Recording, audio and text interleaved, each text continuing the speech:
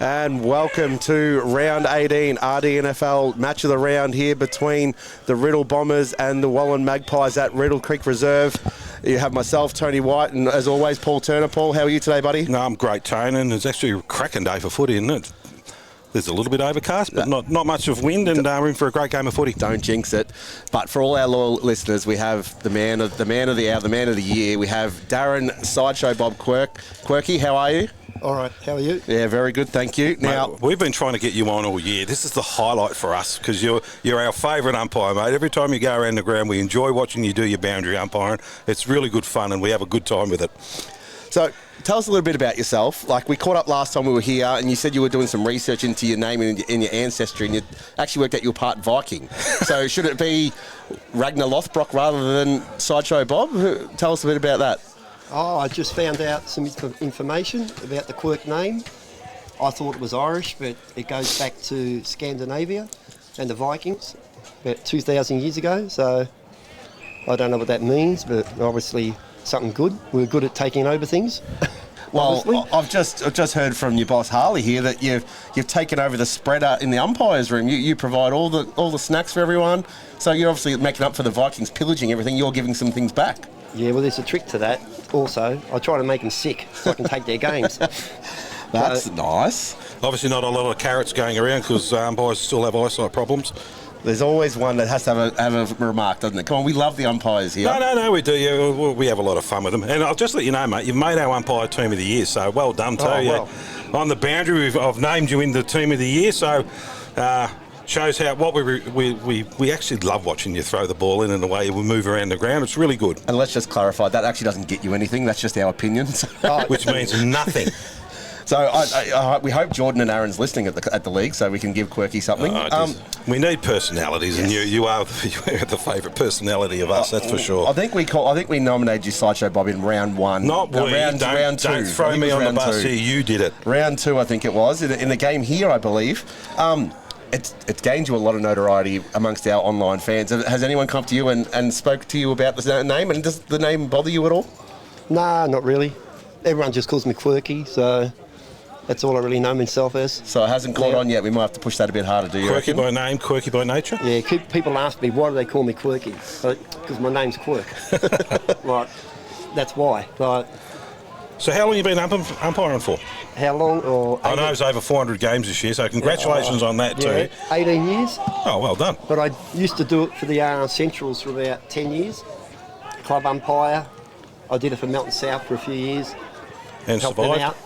And so it was 2005. They were going to supply umpires for the reserve games, Riddell. Mm-hmm. So it put me out of a job with the Centrals. Yep. So they see me running around. They said, come down, have a go. So I went down there. So they gave me a reserve game. So I was their youngest recruit. Yeah, I did read on the profile that the real umpires put on their page that you were 44, was it, when you started umpiring for the Riddell?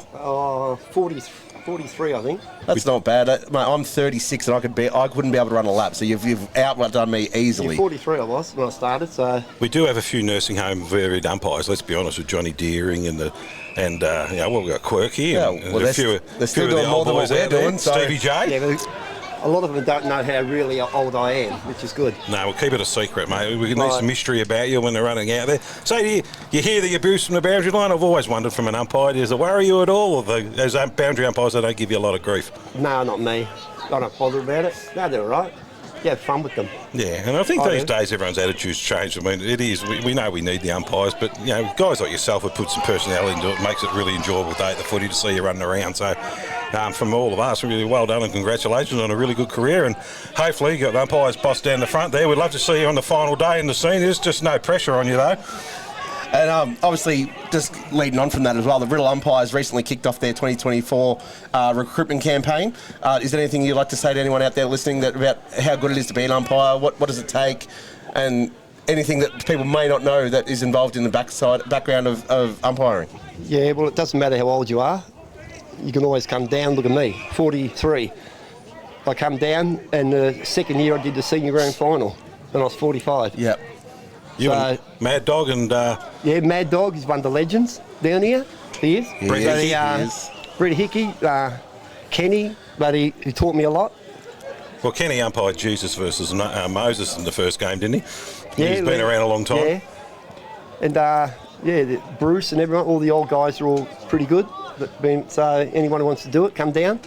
Everyone's welcome.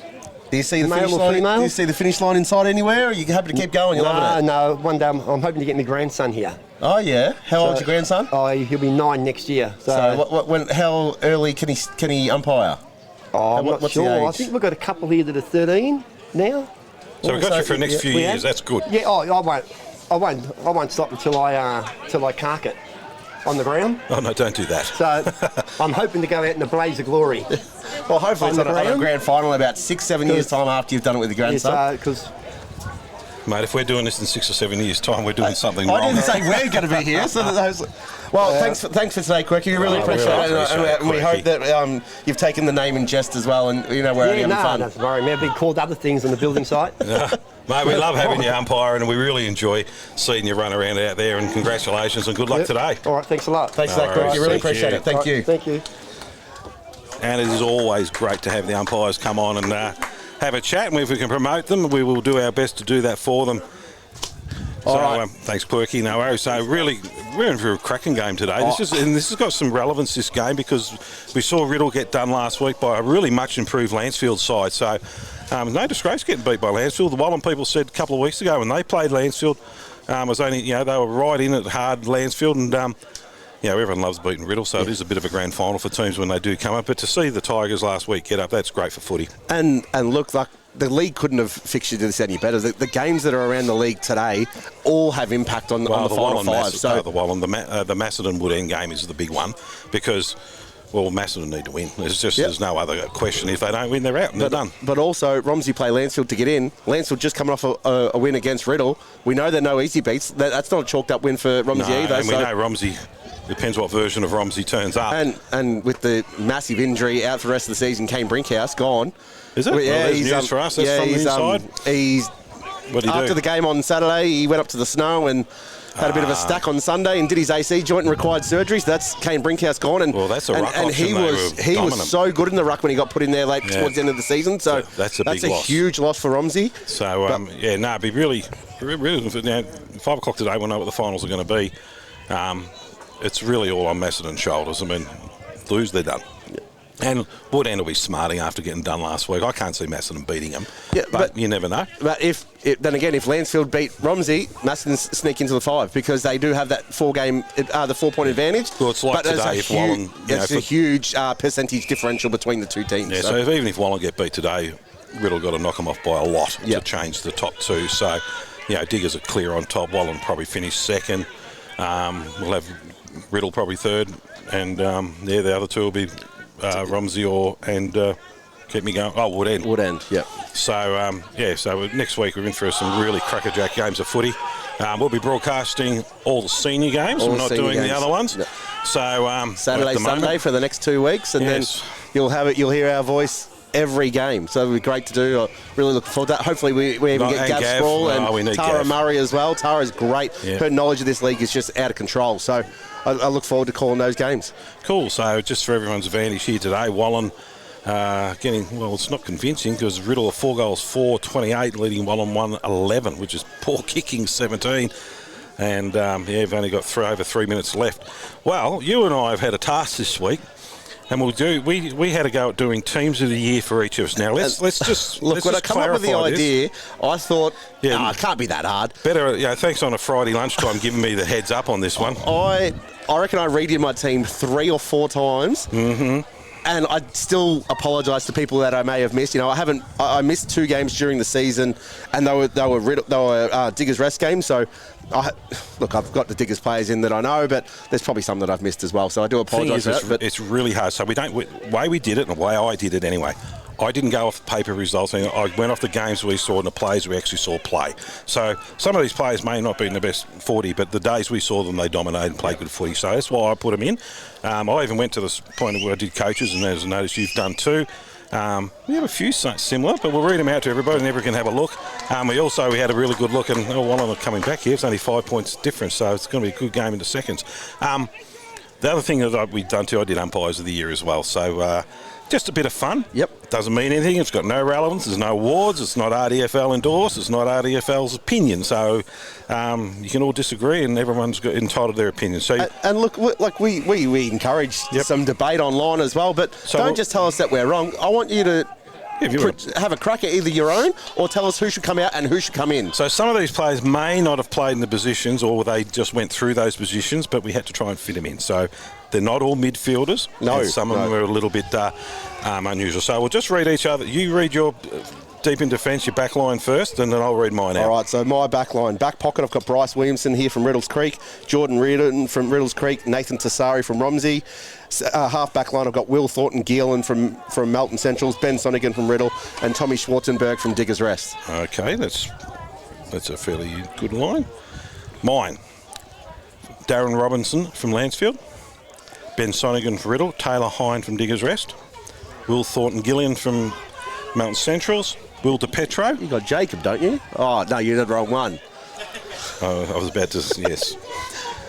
Will DePetro and Zach Smedley from Macedon on the other halfback flank. All right, so across my centre line, I have Hayden Ross from Riddell's Creek on the wing, Dan Toman in the middle, Ryan Mullen from Diggers Rest on the other wing. Yeah, so I've gone for Brandon Watts from the Rams, Dan Toman in the middle, we got that one, and Tommy Schwarzenberg from Diggers.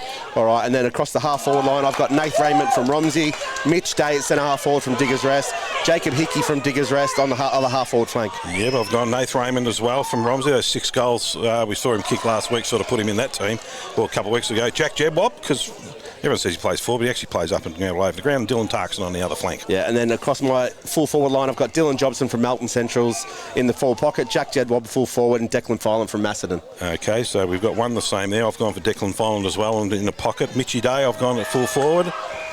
And just so everyone's know, Riddell have just won the reserves, 4 goals, 4-28 by 5 points to Wallan, 2 goals, 11-23. And I'm sorry, where did I get to? So I've got Declan Filan, Mitchy Day, and Darcy Lockins from Romsey. All right, and then across my rucks, I've got Timmy Martin from Woodend, Stevie Boyle from Wallan, and Dylan Tarkson from Riddell. Okay, 2 out of 3 give the same. Timmy Martin I've gone for as well, Stevie Boyle as well, and Marcus Calvaresi. All right, and then my interchange players, I've gone with Marcus Stapleton from Woodend, Brody Hoyne from Macedon, Jaden Caruana from Diggers Rest, and Brody Gilchrist from Wallan. Okay, we've got nothing the same there. So Tommy Waters from Lansfield, Dean Galea from the Rams, Nath Blair from Romsey, Shawnee Morris from Wallan, and Tommy Alcomade from Riddell. Yeah, my emergencies I chucked in because I just felt a little bit guilty was Tommy Alcomade from Riddell, Shawnee Morris from Wallan, and Dean Galea. So okay, Dean Galea, every game we've watched Western Rams play, he just never, ever took a backward step. No, so he's certainly a shining light there. We both had a crack at our coaches as well. So yeah. I've gone for co-coaches. Yeah, so yeah, Josh Pound from Woodend and Timmy Bannon from Lansfield. Yeah, well, I've gone Timmy Bannon too. So anyone who's picked that club up to get them to play football like they are, certainly to me is the coach of the year. He's come from nothing to bring that team up to a really competitive side. No matter where their ladder position is, they actually push teams all over the place. And the other one's Matty Sparrow. So Matty, he's got Centrals up and going, and they're a club that's on the improve, and they've had some big wins as well this year. So I've gone for umpires of the year. You'll like this one. Yeah, I left that in your hands. Yeah, I know, and they're not going to like me. So field umpire, I've gone for 3 of them. So Joel Wood, so they call him Play On because he just never blows the whistle. Stevie J, 600 games this weekend. Yep. Big effort for Stevie J. And of course we've got Harley Darman, and he swallowed his whistle, so he's also he's the 3 field umpires. My boundary umpires, I've gone for Quirky. Well, we all like Sideshow Bob. Spence Connolly, we call him the Adelaide Express with a mullet. Anyway, hair like that, he has to come from Adelaide. And Charlie Hines, we call him Rainbow. Yep. And he throws a ball that high that the Qantas got to stop flights over the ground. So they're my 3 boundary umpires. I'm one short because I couldn't think of any other names. Goal umpires, well, you can't go past the King Adam Eichlead sitting down there in the goals. And the other ones are, look, a guy anyone who catches the bus to and from the footy from Rockbank Footy Ground, we saw him stand out there in the cold, and he deserves it. Is Ben Acock. I think he's the young Somalian kid, I think, who umpires a goal umpire. And he did a terrific job. So they're my goal umpires for the year. And look, congratulations to all the umpires that have participated in every game that we've called this year. They do a great job. The game doesn't go ahead without them, so we really thank them for everything they do. So it sounds like we've the league wrote us a letter this week about to be nice umpires. They actually didn't. No, not this time. We enjoy that, and the umpires are really trying to interact with us too, and that's really good, and it's good for footy too. And it's, their finals is as important to them as it is to the players, and they're all jostling to try and get finals games. And it's a huge achievement for these guys as well to get selected in the finals and then selected for the senior finals. Yep. No matter who, that's the best of the best that we have. Well, we try and influence by trying to get Quirky on grand final day. I think nothing would be better for the league to see Quirky running around, but I'm not sure if he will. But, yeah. So another big thing that we've been doing all year, I've been doing all year, is the canteen review. We've had lots of listeners and lots of people interested in the canteen. Today is grand final day for canteen review, last round. So we won't be doing it for the rest of the year because we've got finals. And it's but only, we have come across the premiership. The next 2 games. Yeah, and we've got awards being handed out. I've lost track of them. Fictional awards. Fictional awards. So please don't take this the wrong way. This is just a little bit of fun, and that. So let's do with our honourable mentions. So the honourable mentions go to these clubs here: Diggers, Lansfields, Centrals, and Rams. In no particular order. They've missed out in the top 5. This is just a bit of fun. In 5th place, controversially. Hang on. You're going to knock Lansfield off with their Kransky. Hold your tongue. No, hang on. That's floored me today. 5th place, Wallan. Last week, in adverse conditions because they were very short staff, but the quality of Tucker was really good. So Wallan, and there's a reason for it, and I'll get to when I get to the awards later. So Wallan made the finals and they finished 5th. 4th place, Macedon. Now the Cats canteen, because it's always freezing cold there, have good soups, even though soup's a drink, not a feed. And I will say that their best soup, no one wins it because soup's a drink and should not be on the canteen roster. I 100% agree. But they do. So 4th place is Macedon. Coming in 3rd is where we are today, Riddell. Riddell's canteen is very, very, very good. Their barbecue is very good too. So we've given them 3rd spot, and their barbecue is really good as well. In 2nd place, the Hawks, Wood End. Round 1 was flogging rain. Their chips were beautiful. It was cold and wet. Really, really good. And that just means there's only one winner. And they've been absolutely undefeated all year. And the grand final will be there is the Romsey Footy Club, their canteen. And there's reasons for that. Dual registers, quick, best potato cakes. You'll see that in a minute. We'll go through some small awards for them all. But congratulations to Romsey. They won the canteen premiership for 2023. And that's a great shout out to... for next week, we get free food. Just quietly. Great shout out to Alan Milburn out there, who does a just tireless job working behind the counter. So look, my wife helps on junior days, and she could not speak highly of Alan. She's just there every single day. I'm surprised to know there's something in it for you out of this. So we've got some awards. Yep, let's go. All right. So the best chips in the competition, and this is tough. You do like your chips? I do like my chips, and we always sample a packet of chips. Wood End. Yep. Wood End, nice big thick chip, crunchy, yum. Covered in chicken salt? As usual, arteries are killing me. Yeah, you have to. Best potato cakes, Romsey. Nothing beats the Romsey potato cake. They are sensational. The best value chips and gravy. Last week, Wallan, $4.50 for a nice tray of chips with gravy all over them. Damn good value. Best barbecue, Riddell. Yep. I'll put Riddell's barbecue up against all of them. I haven't had the pleasure of being at Diggers this season to be around their barbecue, but Riddell's is rip snorter. Oh, it's a ripper. Best burger. The Borough Burger out of Diggers. You can't beat them. And let's be honest, they knew we were coming and they loaded them up, so they cheated. But that's fine. We are open for graft and corruption. We can be swayed, no worries at all. Look, best coffee. Now, this is a tough one because not many of them have got coffee machines. But Wallan had one last week and Lansfield had the Caravan, so we decided to draw. So that was a tie for those two for the best coffees. The best novelty item in a canteen, Lansfield with a Kransky in a roll. Well done, Lansfield. They are an absolute winner. I haven't seen a smile on your face that big all season. I love going out there for them. Most efficient canteen, so the quickest to serve and everything, Romsey. Dual ATMs, dual serving counters, they're by far the standard there. Most improved canteen, so someone who we thought had a bit of a bumpy start and came good towards the end, Lansfield. Oh, yeah. See, I would have given that to Macedon. Because the first game at Macedon, the line was massive. Right. And the second time we went there was 3 people working there. They were ordering up the line. It was great. Okay, so I went for Lansfield. There's a reason for that. They didn't have the Kranskys in round 1. Went there later on, or early in the year. Then we went back and got the Kranskys out of it. So that was really good. Most determined canteen. So the one who drives under the most adverse conditions, it has to be Diggers. They're doing it out of a caravan with nothing, so the people at Diggers Rest in really tough conditions did a great job. So, yeah. And Diggers will have amazing facilities once that construction is finished. So as we go into our archery hardening and tucker, best fried dim sims, Romsey. Yep. And can't beat them, they're best. Best steamed dim sim. Now, this was a controversial one. I went for Macedon. And generally, because it's so damn cold over there, the steamed dim sims go down really well.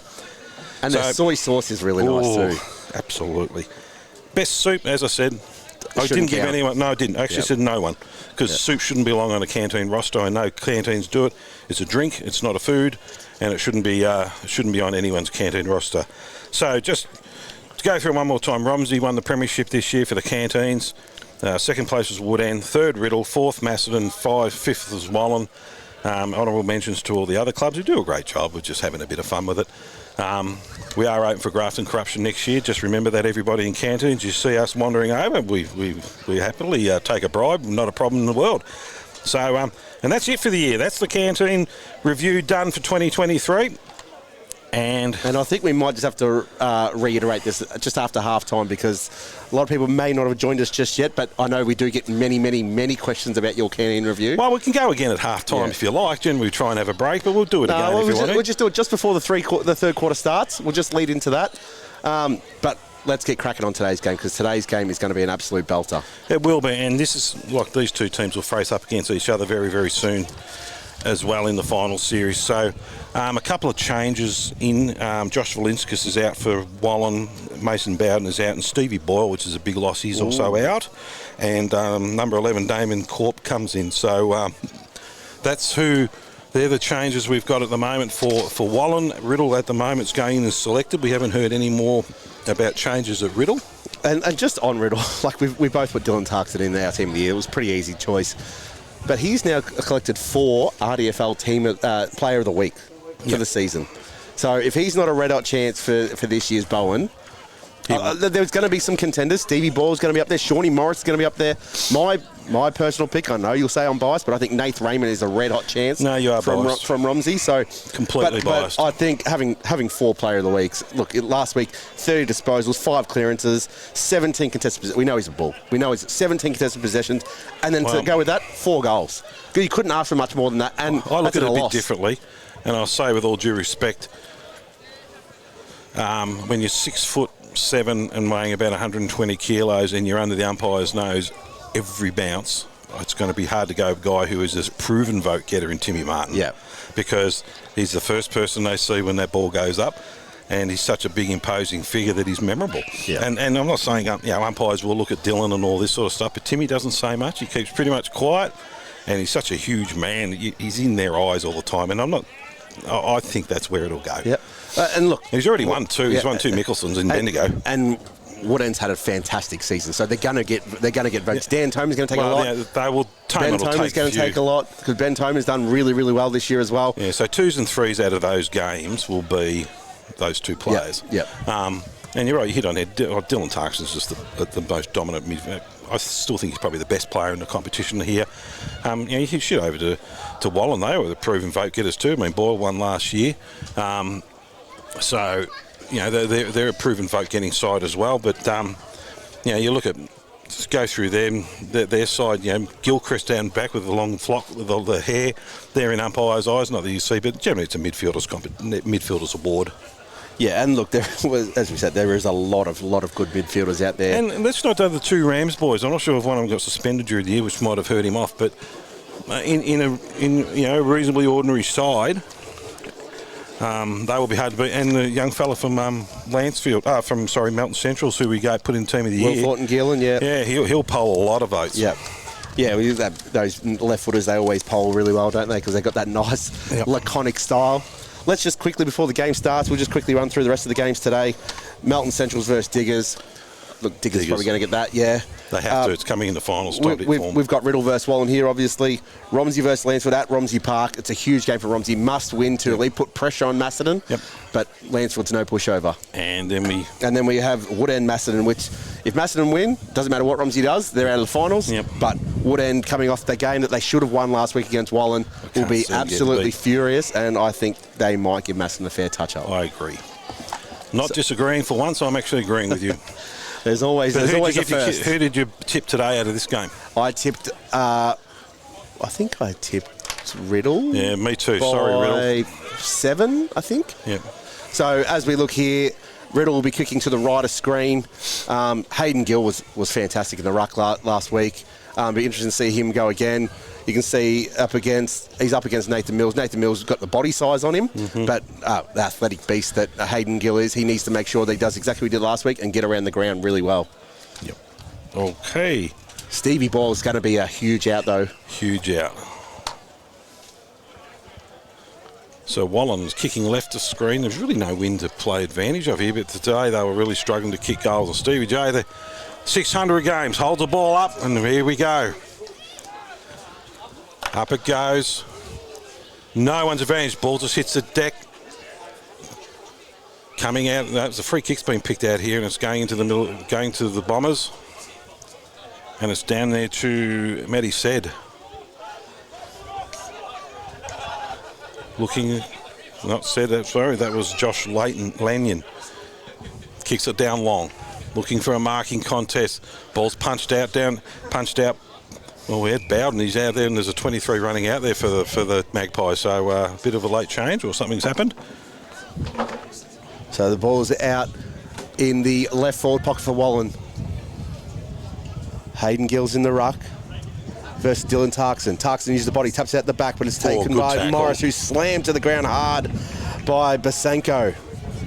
Nothing nasty in it, just a good tackle. Yeah. Morris disagrees, but the umpire says, throw it up, son. And off they go again. Dylan Tarkson gets from position. Gill taps it out the back. It's taken by Laley. Somehow gets a handball out the back. Comes out to Mannix. Handball further out to Pat Backery. Comes out long along the wing. Sidham's in the lead for the race. Ball's tapped on, but it's gone out of bounds. Centre wing, attacking side for Wallan. It's going to be a bit of a concern if we're going to be using Dylan Tarkson in the ruck today. That's not a ploy I would have gone with as a coach.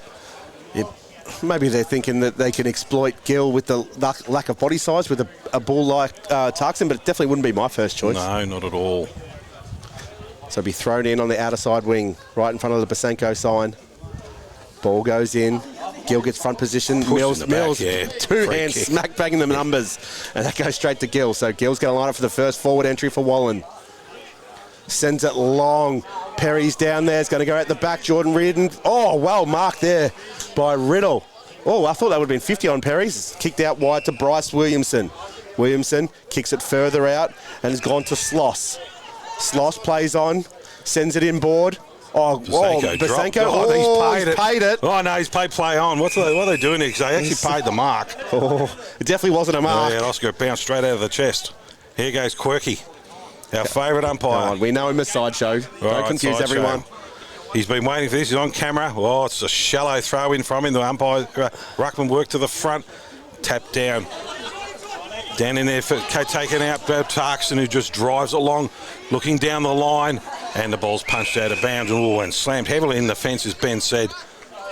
I'm looking forward to this contest. They look a bit taller here, Wallan, today than Sed and Brody Gilchrist are going to be a very good contest because they like to use Gilchrist off the half-back attacking. He can't attack off Ben Sed and leave him by himself. So Quirky, about to throw it inside, Joe Bob.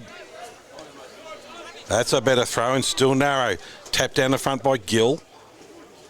Tarkson bulldozes his way through. It's tackled without it, and the ball's going to be worked over the boundary line again. Tarkson a little bit of push given and the shove. Umpire a fair bait about not that free kick. Oh, and he's been there. Crofty's got a free kick here. Yeah, and Tarkson straight back in there too. And this is where it's going to get a little bit behave yourself, boys. And they're in there having a good old wrestle and a fight. Yeah, Valinsky's in there. Yeah, Benny Sed's not happy with what's going on.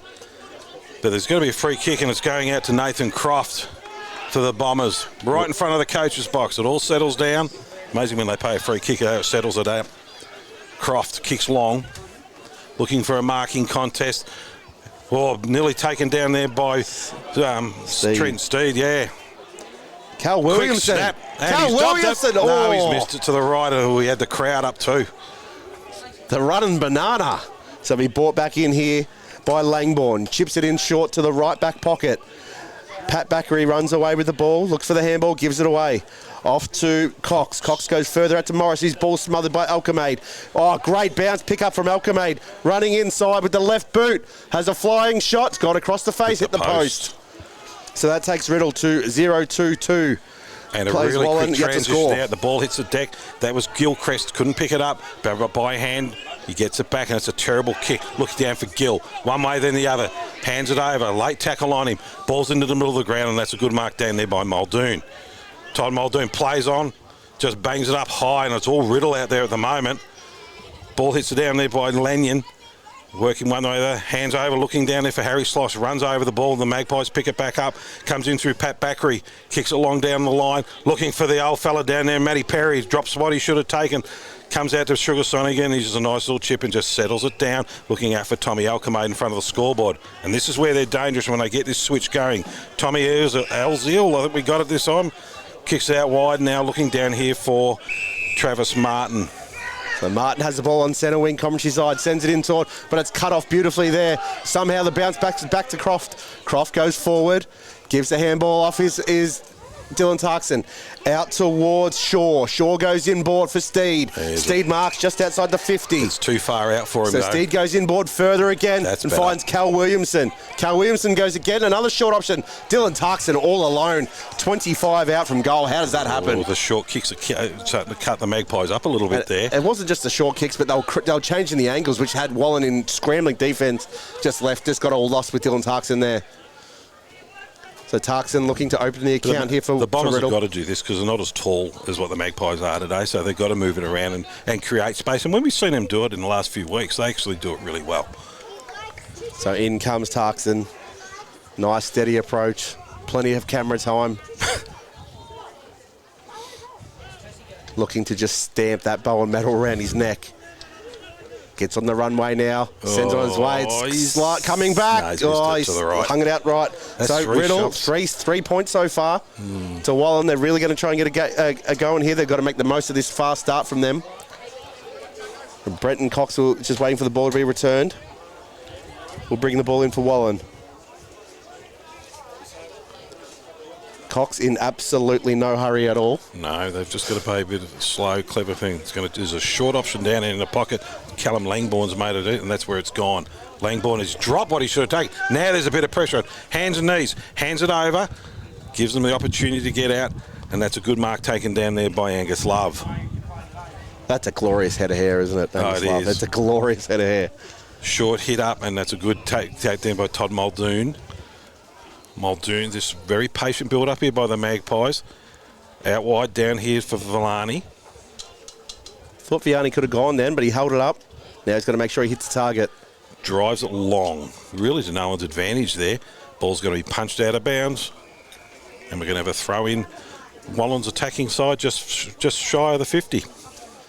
So is this your boundary umpire from Adelaide? Yes, look at that hairstyle on him. That's a glorious mullet as well. Yeah. So the ball's thrown in. Oh, good throw in too. Mills versus Gill. Mill wins the tap out down, but it's sharked by Vianney, who's taken high, but the umpire says play on. There's a shank kick forward, and Muldoon was first in front.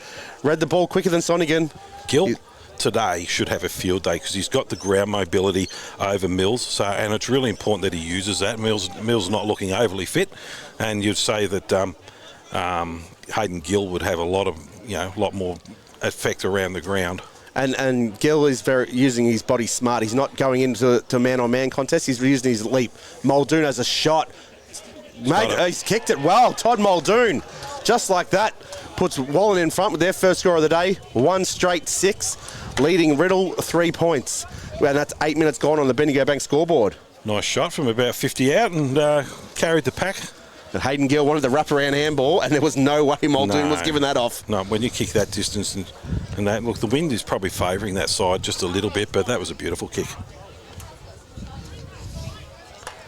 So, Riddell's had all the play, but Wallan capitalised and hit the lead 8 minutes in. Bad kicking's bad footy. Yeah, 3 shots, and look, really, Tarkson should have got that one, and The other two were reasonably difficult shots. I mean, you wouldn't expect Williamson's to go. That was a boomerang. So umpire going to throw it up. Gill versus Mills. Gill wins it, just takes it out of the ruck. Driven down long, looking for a marking contest. Sidham's in front, but the ball hits the deck, bounces. Sidham picks it up. One way or the other on his left foot. Has a flying shot at goal. No one's advantage. Bombers have got numbers. Oh, and it's a great tackle, and I think he's gone. No, the umpire's going to ball it up about 30 metres out, directly in front of goal for Wallan. Riddell has put his teammate in absolute hospital with that handball there. I thought he was gone. He took a couple of steps. It was Matty said, had no idea he was about to get wrapped up. Ball goes up. Mills in the ruck. The ball comes out, spits out to Matty said. Comes out further again. Jordan Riddell tracks the ball down. Runs it out of bounds in front of Angelo Sidham. Still inside the attacking 50 for Wallan. Look, reasonably dangerous, the Magpies, when they're going forward. They've got some good marking options down there. And I think Angelo Sidham is very underrated as well. He just provides an option all day long. Took a nice grab last week in the goal square. And I do love that quirky, arm that's sleeve. narrow. Sidham in the front, taps it down. Players just jumping and pushed out of the way. Good tackle, and they was going to dive on top. The umpire's going to come back in, and we're going to ball it up right near the boundary line. Tommy Alcomade there. He's going to be laying tackles all day. Jordan Port, as usual, getting up off the bottom of the pack.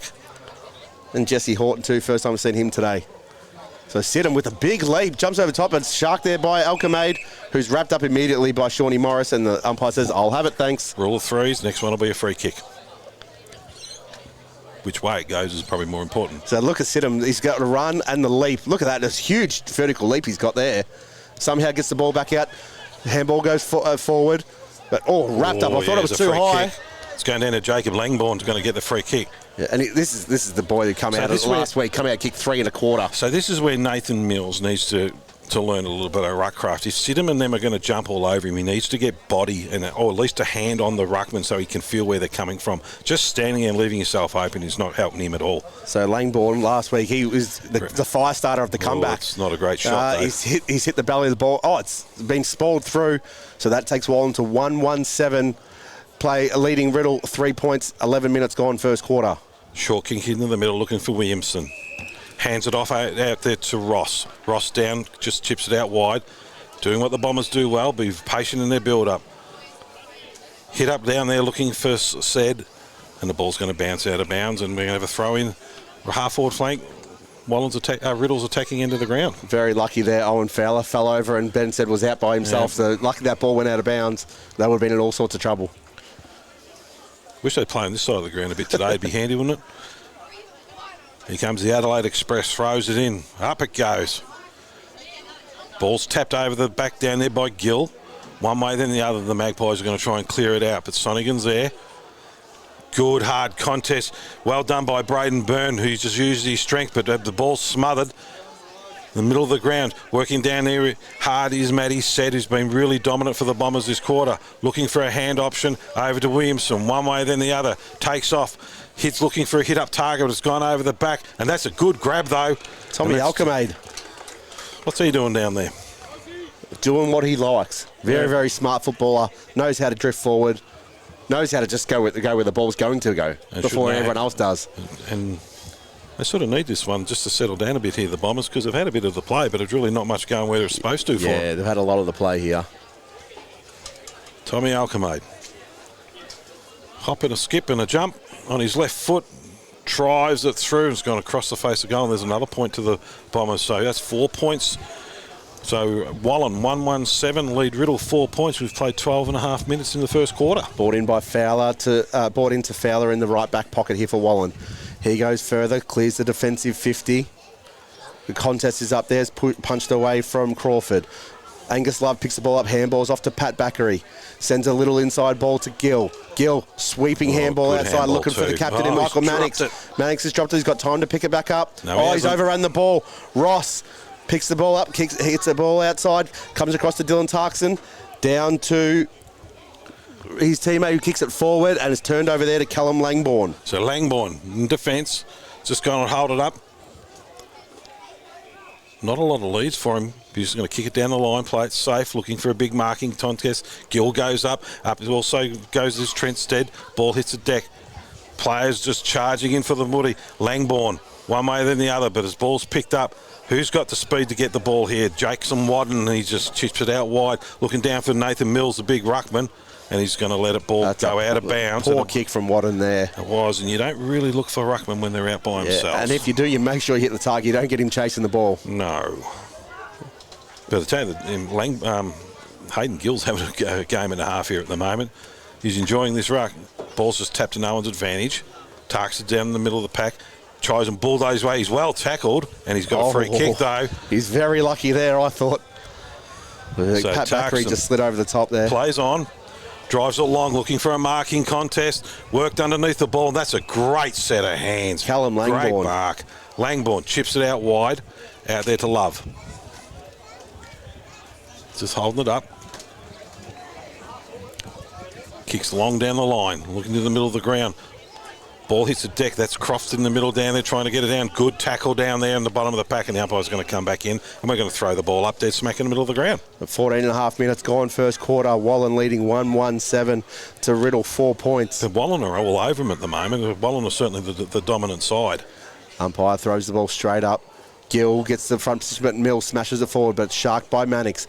Using by hands, Wallan trying to get clear, but it's intercepted by Croft. He's wrapped up immediately by Langbourne, and they'll throw it up right in the centre circle. There's a good bit of pressure in the middle of the ground. I mean, the tackling to both sides has been really, really good. Umpire Stevie J throws the ball up. Gill gets the tap out down. Chasing that ball is Vianney, but he's been sharked by Riddell. They've jammed it on the left boot. Callum Langbourne leads the race in front of Steed. Handballs over to Love. Love's inside ball, hits the target, play on. In through Brody Gilchrist, sends the ball down wide. Great hands there from Sidham. Sidham turns around, he's got players running past if he wants them. Swings around to the left and has Jacob Langbourne in the middle, centre half forward. He's left foot ball out the back for Michael Bakaric. Went with the one hand, probably should have went the two. He's now lost the ball. Josh Lanyon, great body work there, gets the handball out. Dylan Tarkson here, right half back flank, has plenty of time, had runners, decides to go long with the kick looking for Steed. Ball's hangs in the air, he's taking it well in front of Angus Love. 1-on-1, he's going to be dominant. Steed plays on quick with the left boot. Free kick. No, it's been called play on. Callum Langbourne gets the handball out to Mannix. He's sweeping handball out to Fowler. Fowler goes out wider again. Looking for Crawford, but it's been marked, intercepted there by Matty Said. Said pops it out wide. One hand plays on as Jordan Reardon. Hits up, but that's a poor kick going in, and Magpies have cut it off another intercept mark. The captain, Michael Mannix, always just seems to know where to stand, doesn't he? Short, and they're just all over there. Braden Byrne. For the Magpies, they're patient, and they're hitting their targets, the Magpies. And there's another one out to Todd Muldoon into the middle of the ground. Another short, patient build-up, and they've got to stop this. The Bombers, if they don't start manning them up, that's Gill. Kicks a short one, that's a poor one. We go our rules of three, Matty Perry. Ball didn't hit him on the chest. Well smothered, though, from the old fella. Down there is also Gill, working hard in the bottom of the pack. And then the Bombers take it out down through Williamson. Williamson picks up, kicks long. Great kick. And down to Trent Stead. Bangs it long, looking for a marking contest. This is not what they can afford to do. Tarkson. Well, he's been tackled and holding the ball. Benny Said. No, it's Benny Said, sorry. Callum Langbourne again on the last line of defence. Sends it out wide to Morris. Morris comes in, Bourne, and finds Vianney. Vianney plays on. Gives the handball inside to Laley. Laley with the little chip over the top. It's put Love in trouble. He's lost it, picked up by Cal Williamson. Goes back inside 50. Tarkson all by himself at centre half forward. He could kick this. It's going back. Little chip over, looking for Croft. And that's a great little chip. Just put him straight into the hole. I still would have put my money on Dylan having a shot from there, and I reckon he would have kicked it too. So Nathan Croft's probably going to kick this from maybe just outside 40, but straight in front. Been busy, Crofty. Yeah, they have. Been busy getting the ball and busy upsetting him. Yeah, and Tarkson's just finding himself out the back. When that quick turnover, whoever's on Tarkson needs to tighten up. So both the Williamsons have been really good as well. So, their key players are really dominant, but just they're using the ball a little bit better, Magpies. We've got our rules of 3s and 4s, and anytime we do more than 4 kicks, the next one's a turnover, and it's been fairly consistent. So Croft has nailed that shot. Puts Riddell back in front, 1-4-10 to 1-1-7. 18 minutes gone on the Bendigo Bank scoreboard. And puts the Bombers in front, even though Wallan have pretty much had most of the play. This is a good game of footy. It is, and there's pressure on every single line. Doesn't matter which way the ball's going. And But as soon as that turnaround is happening, whoever's on Tarkson needs to pay attention because he's not following his opponent. No. So he's just going to stay out the back and off he goes. It looks like Jake Laley's got him at the centre bounce. Yeah, they're going to have to sit on Dylan. Otherwise, he will just cut him up. And he knows that he doesn't have to pay attention to his opponent because Jake's not hurting him in the I mean, realistically, Jake, once Wallan got the ball, Jake should really work hard in the spot and make Dylan chase him, but Dylan's not going to do that. Ball hits the deck. Bombers on the bottom of the pack, taken out and just kick long down the Magpies, looking for a marking option. Riddell takes the mark and drops what he should have taken. The ball's going to go out of bounds in front of the scoreboard. Yeah, so that was Pat Backery coming off that wing. He just pushes in hard. The second that ball goes up in the air, adds himself as an extra midfielder, and he was able to get that clearance there. As we wait for our boundary umpires patiently. 19 and a half minutes gone first quarter, as you can see on the screen there. The beautiful scoreboard here at Riddell. Up it goes. Tapped down by Mills. Good kick out and an opportunity is touched, and it's going to be another throw in right where we threw it in last time in front of the scoreboard. It's 19 minutes, everyone can see on the score, 19 minutes and 38 gone. Well, we'll have a very short quarter. If it gets to 22 minutes, we'll be lucky, I think. Umpire's going to throw it back in again. Oh, pushed underneath was Mills. Quick kick out of the pack and it's gone out of bounds. It's going to be a free kick to the Magpies. Yeah, the second Tarkson picked that ball up, he was wrapped up instantly. So they are sitting on him at the stoppages. So we're not who's sure. He's got Pat Backery's got it out there. Now the Bombers are flooded back in. Gone for a short hit and they say, oh, it's a great hit. Matt Perry, he's played paid on. Ball's just banged up in the air. Who's got the marking skills here? Coming back with a flight. Quick snap by the Magpies. Bombers just one way or the other, trying to work it out. Just bounced over everyone's head. Well tackled down there is Hamish Everett. And the ball's going to be thrown. No, it's Tommy Alcomade, Alcomade, yeah. Jordan Port laid a hard tackle. He wasn't getting out of that one. Oh, they had their opportunities then. They just went a little bit pretty, the Magpies. Yeah, so umpire Stevie J is going to ball the ball up about 25-30 out from Wallan's goal. Goes up. Mills gets front position. No one wins the tap out. Goes straight back down to the pack, and they all just jump on top. The umpire's going to say, I'll have it again, thanks. Yeah, the Magpies need to get a goal out of this one. I mean, they've been on top all quarter. This is where Gill needs to use his athletic ability and run and jump and smash his forward and clear the congestion. So the ball goes up again. Gill jumps but doesn't clear the congestion, goes down towards Port. He can't pick it up. He's ripped Tarkson straight off the ball. We never picked it up. Very smart there from Dylan Tarkson. Never took possession. As soon as he feels a hand on him, he just rolls his body and then gets a free kick out. Tarkson's kick. Great mark. That's Angus Love. Again, just watch the ball the whole way. Sends it back inside attack 50. Jordan Port's at the back. Tarkson was spoiled, but goes out to Gill at the back. Goal. Hayden Gill. Exactly what he needed to do. And that he needed to pay for Nathan Mills and kick that goal. Make sure that he's going to pay going forward. So Hayden Gill, he's had a great quarter and topped that off, and it's exactly what Wallan needed. Takes him in front, 2-1-13 to 1-4-10. An athletic ruckman against a big man ruckman. He's going to have a field day today because he's got the athletic ability to be able to run around all day, and he's creating havoc everywhere he goes near the footy. And he has the foot skills to go with a big man that Nathan Mills' role is to get in the hole, but he's virtually got to stand there. He's not going to jump. He's just got to stand there and make a contest where Gill's just jumping over the top of him. Yeah. And that's why Tarkson's working back to help out and to be that athletic person back in the contest. So I really need a goal. So Wallan 2-1-13 leading Riddell 1-4-10. Throws up. Gill just takes it out of the ruck. Hits it down looking for Laley, and the ball's going to be bounced up in the middle of the ground again. Gill's athleticism is really causing some problems. Picks it up again, just takes it out. He's doing what Tommy Waters does, just picks up out of the right. Chased out down there by Langbourne. Looking out there for Port. Ball overruns him. Here comes the Magpies out through Bovenza. Kicks it out wide to really no one's advantage, and the ball's going to be tapped out, and we're going to have to throw in again half forward for the Bombers. Only one was going to get to that, unfortunately, it was Brody Gilchrist from Wallan. There was no way that Paul Steed could get to that one. So ball will be thrown in on the left half forward flank here for Riddell.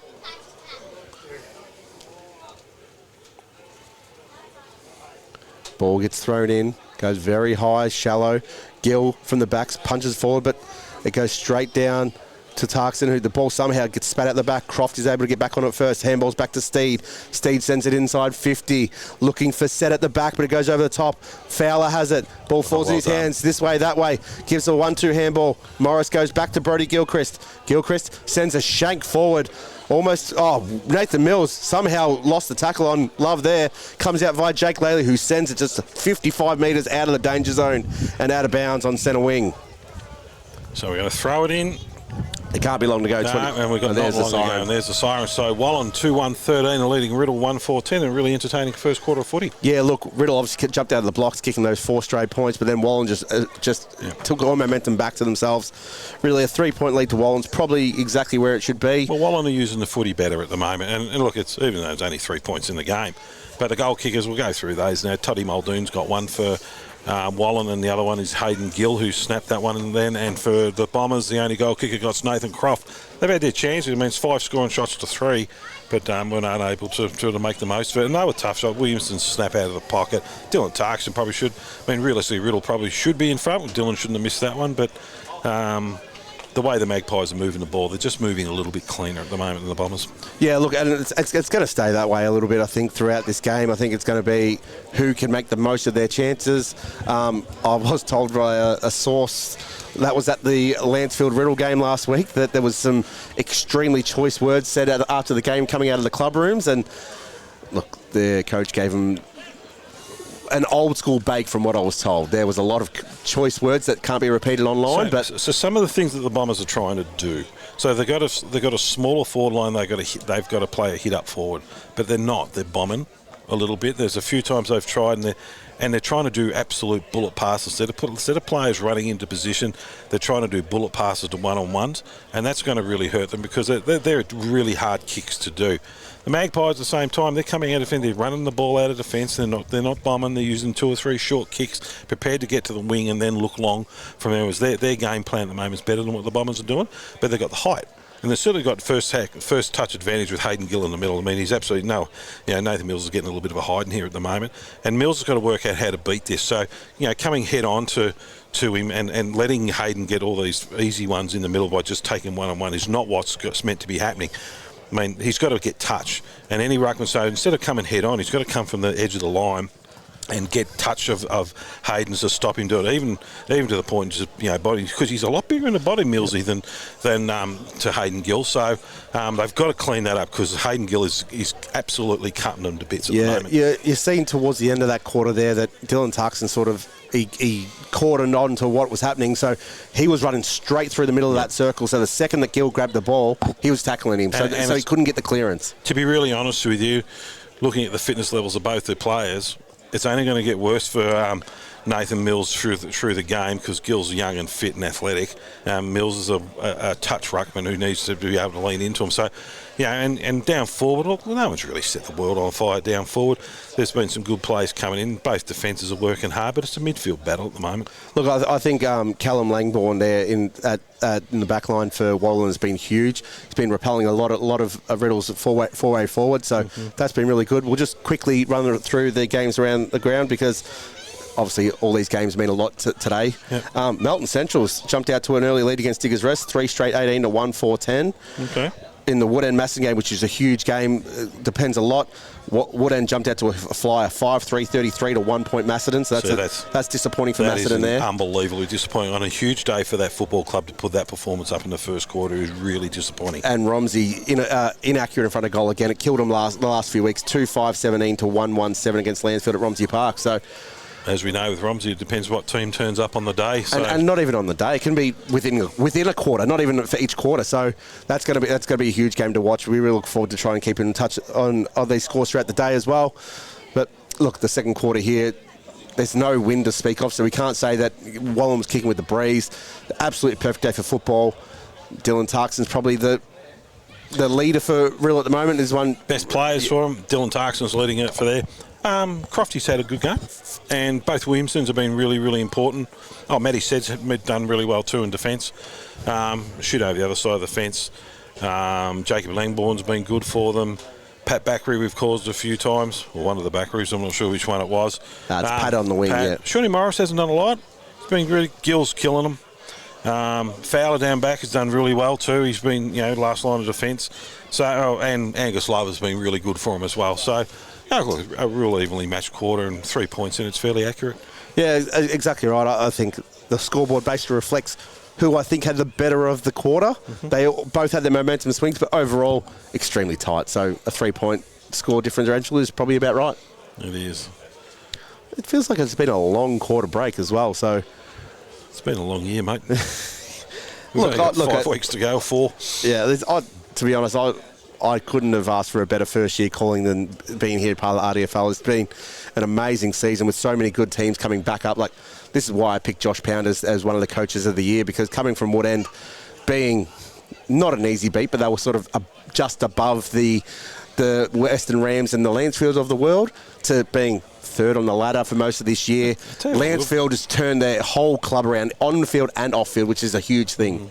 Tony Pears will be interesting to see what they do with him, Wood End, because he hasn't played for a while. I know he's been injured, but they're actually going all right without him. And sometimes when you bring a player like that back in, it can upset the balance of the side. Like we saw last week when we had Ollie Watt, who took that hanger. They've got some terrific kids, the Hawks. And look, Gawthorpe was great in that little burst where he kicked 3, but then he went out of the game too, because he hasn't been on the park as well. You can't bring too many of those players in at finals time. Look, Tommy's the captain. He's the spiritual leader of the footy club. He's come on off a calf muscle. And look, I can understand why they're nursing him through a little bit, but eventually the shackles have got to come off and he's got to play 4 quarters of footy, because they're not going to win a flag without him. And, Ethan Minns is the other one for the Hawks. Is whether he's playing today, I'm not sure if he's shown up. You'll be able to see on the goal kicking. I can't see just yet. Whether Minzy's turned up, and Diggers as well.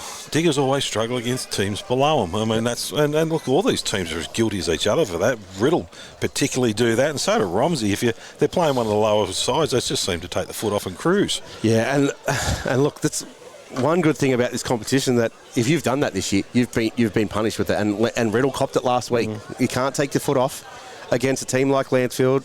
Like, you can't do it against Macedon. You can't do it against Melton Centrals. Has come from nowhere as well this season as well. So, look, Romsey had they had a 5 or 6 game losing streak in the middle of the year. That'll hurt. That's just not finals football. But you know what? On the day, they can beat anyone. Yes. So if the real Romsey turn up, well, they could cause some havoc in September. So, and we've seen this side here, Riddell absolutely smash Diggers. I mean, the only thing I'll say with Diggers has been a long season, not young. Yeah. And their results starting to show or look like a team that's a little bit tired. So, there's a bit of it's a lovely open footy season at the moment, and it's great to see. I'll let you fire off, mate. So we're ready for the second quarter to start. Umpire throws it up. Gill versus Mills again. Gill gets the tap out down. Running through is Shawnee Morris. Can't quite pick the ball up. Kicks it out of midair. Comes across to Jordan Port. Ducks his head. He can't pay that. Tommy Alcomade. Gone. Well, I thought it had to be one or the other. He just ducked his head completely into him there. Nothing Alcomade could do. So it'll be ball up right on centre half forward for Wallan. Ball goes up again. Mills has front position. Keeps it. Goes down. Port can't hold the ball. Mills goes back into as the ball spurts out, and they're all on top of him, the big fella. He's done well to keep the ball in there, Mills. To be a repeat stoppage. Typical start of a quarter where it's all just scrappy at the moment, and it'll open up shortly. Mills, the big ruckman. Gill's behind him, giving him some room, and that's not what you want to do if you're a young fella. And that's why, straight over the top, Maddox. No, it's not. It's Shawnee Morris. Middle ground is going to get a free kick here, and it's going against him, and it's going to the Bombers. Didn't quite see what that free kick was for. I think so it's Williamson with the ball. The Bryce version. Kicks out wide, looking out for Bazanko. Takes off, kicks long, looking down the line. Wells intercepted down there by Byrne. Magpies with numbers. Great tackle. And Pat Backery's all wrapped up, and umpire's going to come in. We're going to ball it up centre wing. Yeah, Benny said just sort of let Byrne fly that ball uncontested, try to get the ball out the back, and Byrne just read it better. Umpire throws it up to Ruckman. Tapped down by Mills. Kicked off the ground down there by the Magpies. Working out underneath. Coming out is through the Bombers, and that's out through... I think that was Hayden Ross who brought the ball out, and there's some marks taken out on the wing. Brings the ball inside, looking for Croft. Croft with the ball. They're going backwards to try and go forwards here, the Bombers. Into the middle of the ground, looking big Nathan Mills. Mills hands off. Kicked down by Ben Said, and that's a good mark to Dylan Tarkson, who's tried to play for a 50. Didn't get it, though. Comes off, hand over down to Jesse Horton. Bangs it up high, looking for a marking contest, and it's great marking again. Callum Langbourne, he's probably their best on in the first quarter, and he's just started well. And he's the right player for sitting on Trent Stead as well. Langbourne kicks it long. Big contest out there by Gill, but Tarkson has stripped the ball. He's gone straight back inside 50. Big spoil from behind now. The race is on. Cal Williams is going to get there first. He can't quite pick it up. The contest is in between Cal Wilkinson here. Now the help comes. Oh, Williamson somehow gets the ball back again, and they just jump on top. Good Cal play. Williamson, that's Both great players. individual play there. He was 1 on 3, and he's managed to put that as a neutral stoppage. Well done. And Riley Gilchrist too. All the players in the way they handled the ball when it was a hot potato like that. That was a terrific play. This is one thing I hate. They wait for the ruckman to get there. So Tarkson versus Gill. Gill taps the ball backwards. Slips over. Here's Mannix. Gets the handball out to Laley. The ball goes high. He drops the ball straight on the ground. Mannix back in there. Wrapped up by everyone. Somehow. Very, very lucky. And Oscar Bazanko, he was off. The ball will be a repeat stoppage. Ball goes up again on the 50. Gill. Tarkson free kick. Tarkson very smart. Just went into the body of Gill there. Plays on. Tarkson plays on instantly. It's a poor kick though, and it's a poor fly by Brady Byrne, but out the back is Brody Gilchrist. The handball was poor. Who's that from Riddell? Deserved a free kick there, whoever that was. In comes Croft. Flying shot at goal. Yep. And he's kicked it. That's his second too. Yeah, great start there for the second quarter to Nathan Croft. It was a poor attempt there from Brody Gilchrist. I don't know what his decision was there, but that turnover just fell straight into the hands of Riddell. That's Croft's second goal. Yeah, and look, as Dylan Tarkson comes off, so does Jake Laley. So they're going to run with him everywhere they go today, I think. Gee, Jake, I hope you're fit, mate. He's going to earn his sleep tonight. Oh, yeah.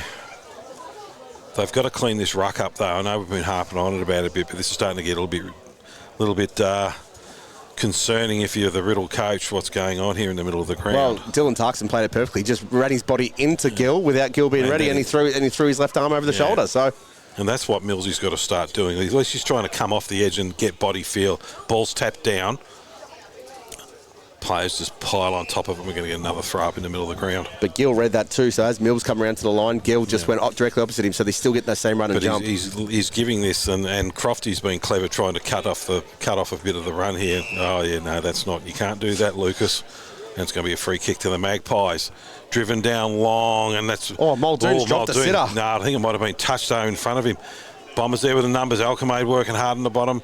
Handball's out there to Williamson. Pops it up high, and that's a good safe mark. And now they're off into Croft in the middle of the ground to the goal kicker. He's played on, but the umpire held him up.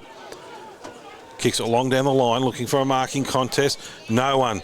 Stead, one way then the other, picks it up into the middle of the ground now, looking for Ben Said.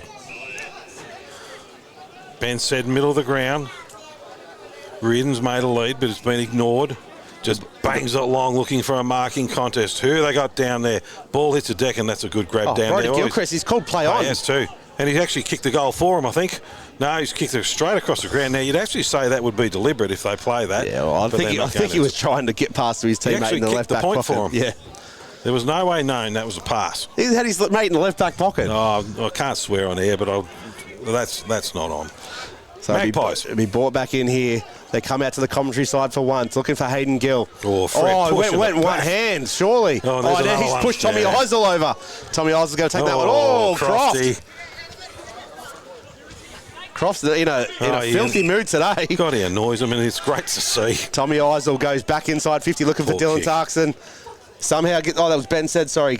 Ball comes down. They jump straight on top of Brenton Cox there. I thought that would have been in the back, but no. Ben Said with the beard does look like Tarkson a bit, doesn't he? That's why we're getting mixed up. And the red boots as well. Yeah, it's throwing us out.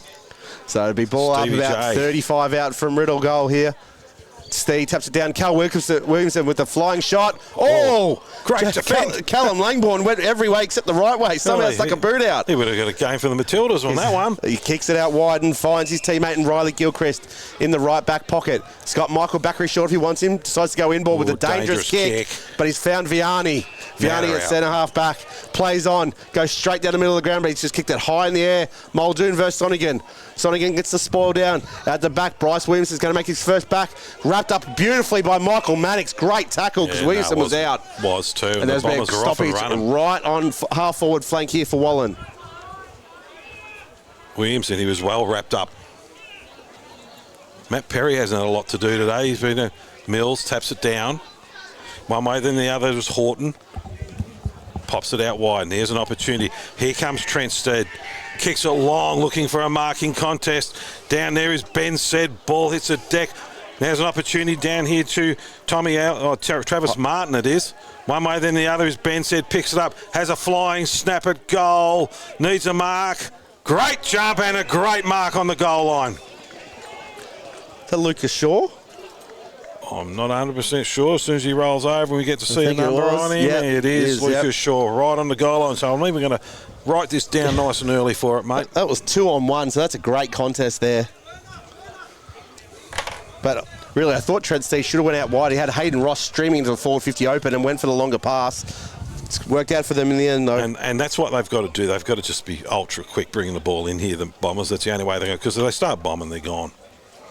So that's his first goal, Lucas Shaw, and that's the second for the quarter. Yeah, and extends the lead to 3-5-23 to 2-1-13. It just doesn't look easy for them. When Wallan go forward, it looks a lot easier and smoother, and the Bombers are working really hard, but they're getting the results on the scoreboard. That's 8 scoring shots to 3. Let's not just count the importance of that as well. And they're winning this quarter 2-0. So even though Wallan in general play look like they're on top, Riddell are making them pay at the other end. So Crofty's been a pain in their bum, and he's going really well. He likes to be a pest, and I think he does it really well too. Doing it really well. Ball goes up.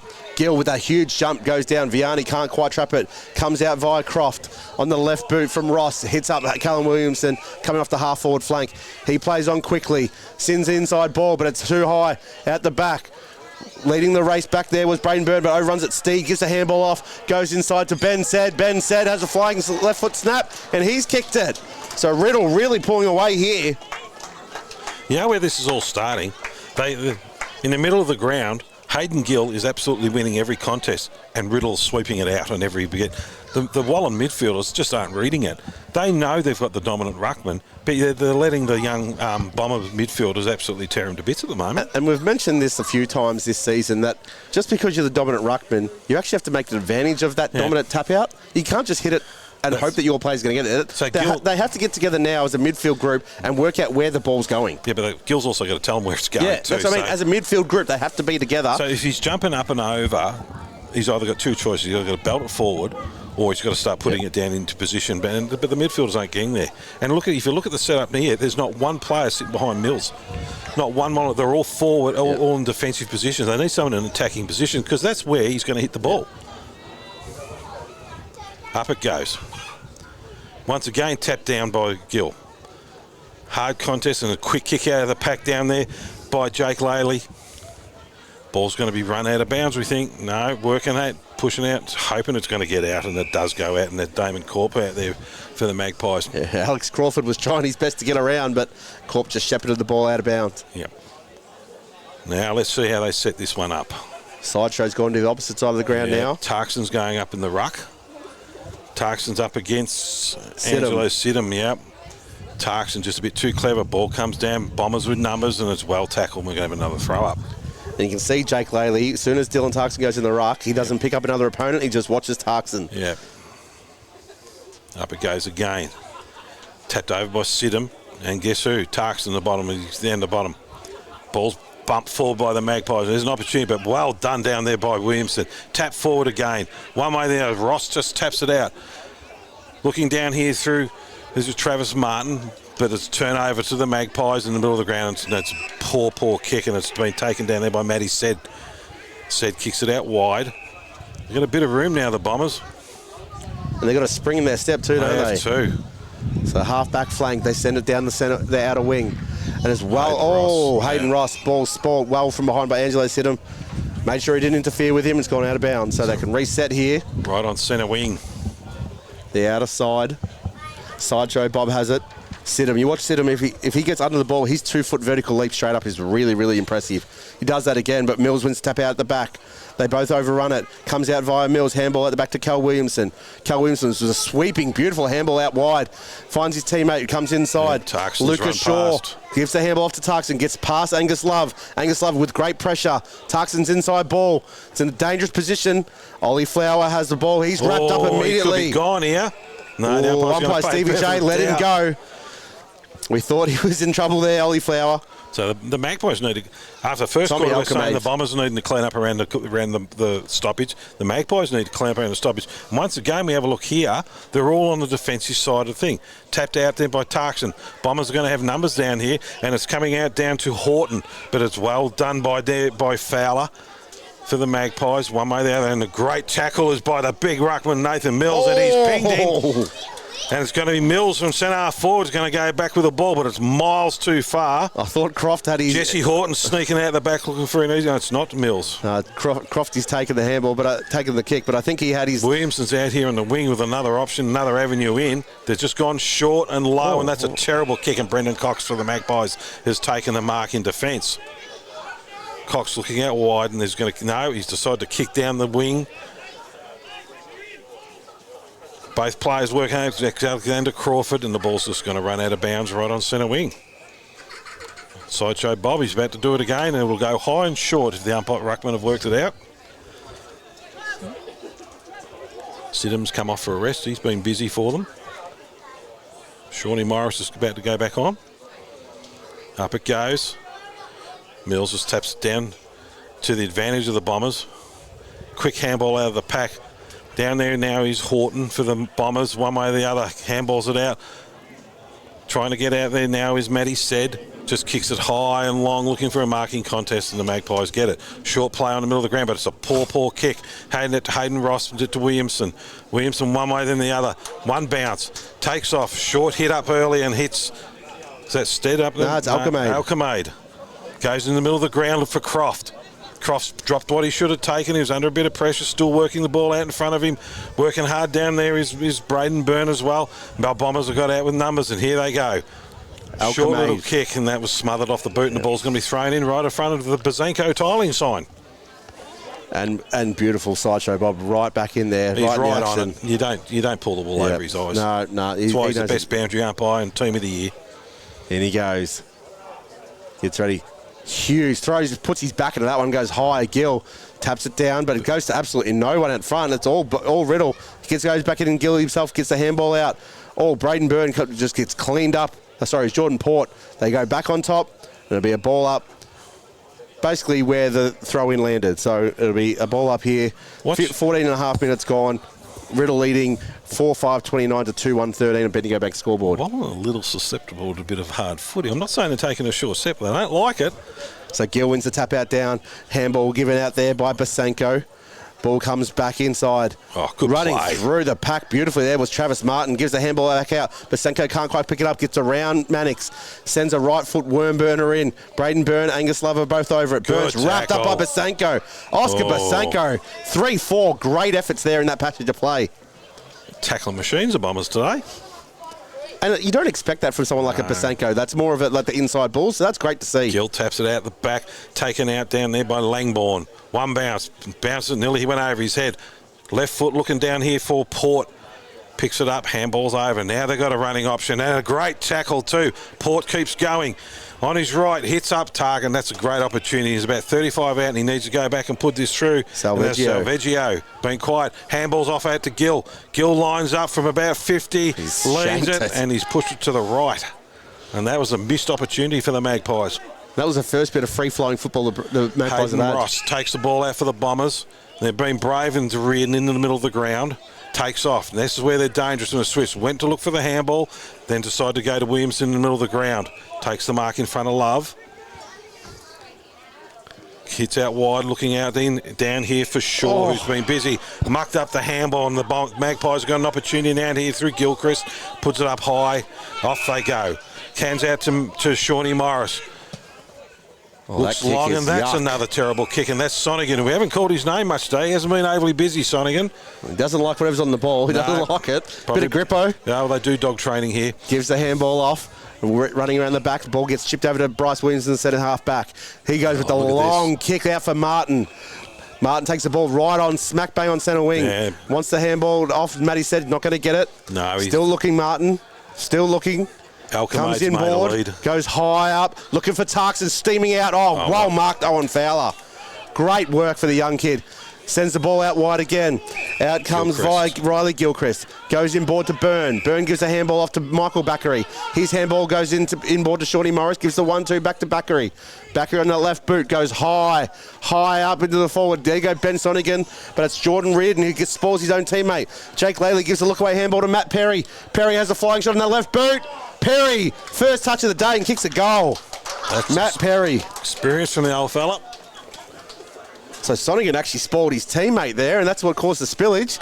2 Riddell players go up, 2 Magpies stay down, and that's where they take it away. They needed that goal. Yeah, they did. So 3-2-20 Wallan trailing Riddell, 4-5-29, 17 and a half minutes gone on the Bendigo Bank scoreboard. And good open play for both sides. And the turnovers, let's be honest, Shawnee Morris, if you'd love to have that kick back again, and down the other side here on the wing, when the handball turnover was done too, look, it's just pressure as well. I mean, at least they're trying to do something with the ball and keep the ball moving, better than playing stagnant footy. You can't really rip a player for having a go to try and keep the play flowing. It's going to make a mistake occasionally. No, exactly right. All important, the next goal. We've got some Wallan fans watching us online today, so... Up it goes. Ball's tapped down, and Magpies have got the opportunity here. Comes out down through Gill again. Just off the boot. That was down there through Mannix. Pops it up long and high. Down there for in the front of the pack. And Matt Perry's going to go again. And 2 goals. He's done absolutely nothing all game. And he's going to have 2 goals to his name by half time if he kicks straight. Look, Jordan Reardon, he just was stuck behind, and Perry just used his knowledge and his body strength to hold him out. And Jordan just held on. And bring a 3-point ball game. And quick, look. They're going to bring it in quickly to the forward line. That's going to make all the difference. That's why he's a terrific footballer. And that's what puts Backman under pressure, is the quick ball movement, isn't it? So in comes Perry. This is what he gets paid for, to kick these. And he's straight out of the umpire's hat. So just like that, Wallan are back within 3 points. Yep. Quick ball movement into the forward line. Give Matt Perry every opportunity he can. Once again, Hayden Gill's hard work in the middle of the ground. There's a bit of a one-out show in the middle for him at the moment. He's doing a lot of work in there. You want Corey Vianney and them to pick up the work rate a little bit and have a bit, to get a bit more clearances out of there. They do seem to not quite know who the hit target is with Stevie Boyle out. So that's interesting to see. Usually such a dominant midfielder, everyone knows roughly where the ball's going, and everyone else can feed off that. But with Boyle out today, I would have thought that Shawnee Morris would have had a bit more targeted ruck work. But they probably just got to set this up a little bit better. And it's not something that can be easily fixed at half time, but they do need to have a little look at it. Morris is in there. And the Riddell midfielders are doing a very, very good job making sure they don't have a hit target open free. Ball hits the deck. Comes out down here for Vianney, we've just mentioned before, but it's a good intercepting mark down there by Horton. He picked that up off his toes. Chips it out wide, looking for a mark here, and that's a good one down to Hayden Ross. Ross brings it into the middle of the ground. Good set of hands. Runs around down there is Bazanko, who's been busy for him today. Pops it up high, and in front there's a free kick being picked out of this. And he's a little sore, but I think it was anything untoward in it. Is it Lucas Shaw again? Yeah, it is, with a knee bandage. Quick ball moving again. Makes all the difference. Look, Hayden Ross is another really deceptive midfielder in this competition. You look at him, I hope this doesn't come across the wrong way. It will. He doesn't look like he's a super chiseled midfielder, but he just gets up and back, and he must have eyes in the back of his head, because the amount of times... Mate, compared to us, he's super chiseled. Yeah, but you know what I mean. Like there's guys running out there that look like they come out straight out of the gym and the world gym. But he just gets around. He must have eyes in the back of his head, because the handballs over the top he does all the time. Always his target. Yep. Such a good footballer, Hayden Ross. So for his second goal for the quarter, Lucas Shaw. Have they got the 30-second counter on this? He's been lining up for a long time, Shaw. Getting plenty of screen time. Comes shuffling in on his left, puts it up. Wobbly kick, and he's missed it to the left. So 4-6-30. Riddell leading Wallan 4-2, 26, 21 and a half minutes gone in the second quarter. Yeah, short kick into the pocket for the Magpies. They've got a couple. They're going to switch it across again. Yes, they are. Comes back out wide looking for Langbourne. Langbourne pops it out wide looking for Gilchrist. Now they've got to try and clear out to the big cat, Mannix. The captain, he's tried to milk a 50 but didn't. No movement. Umpire's called him to play on, and he's just going to kick it down the line. Good Jacob set of Langbourne. hand. Jacob Langbourne. Sticky fingers on there. He's going to go backwards here, looking down here for Muldoon, who just takes the mark in front of us. If that went 15, I'll bear me bum.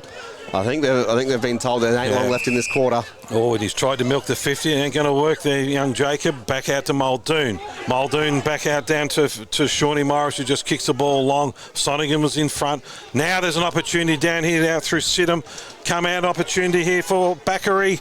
Runs into goal and has missed what he should have done. Pat Bakary's gone with the roller along the ground.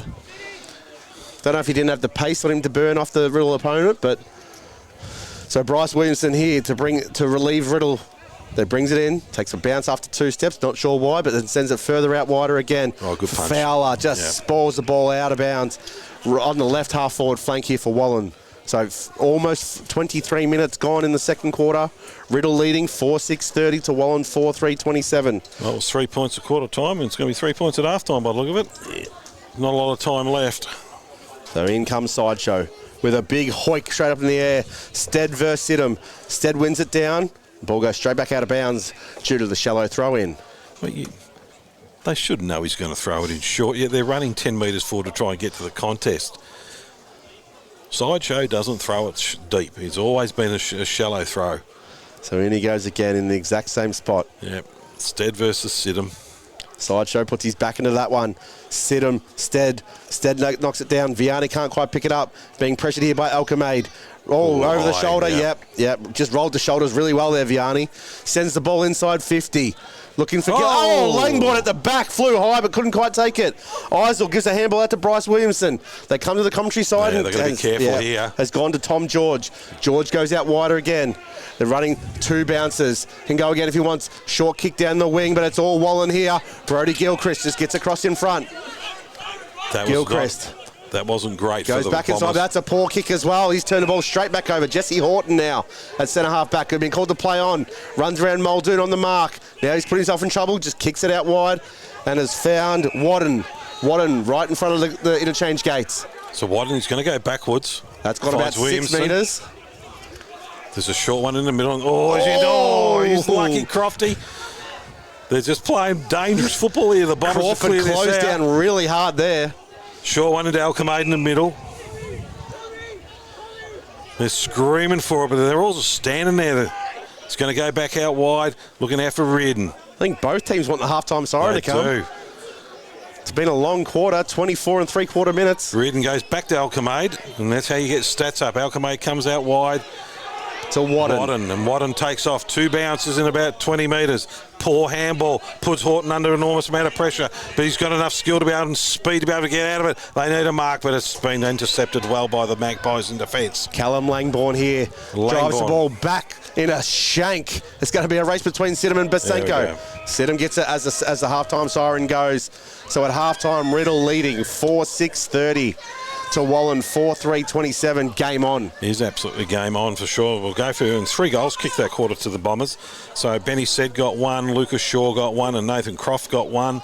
And for the Magpies, well, Matt Perry out of nowhere, who hadn't seen him all day, got 2 in about 2 minutes. So the impact player, that's what you want.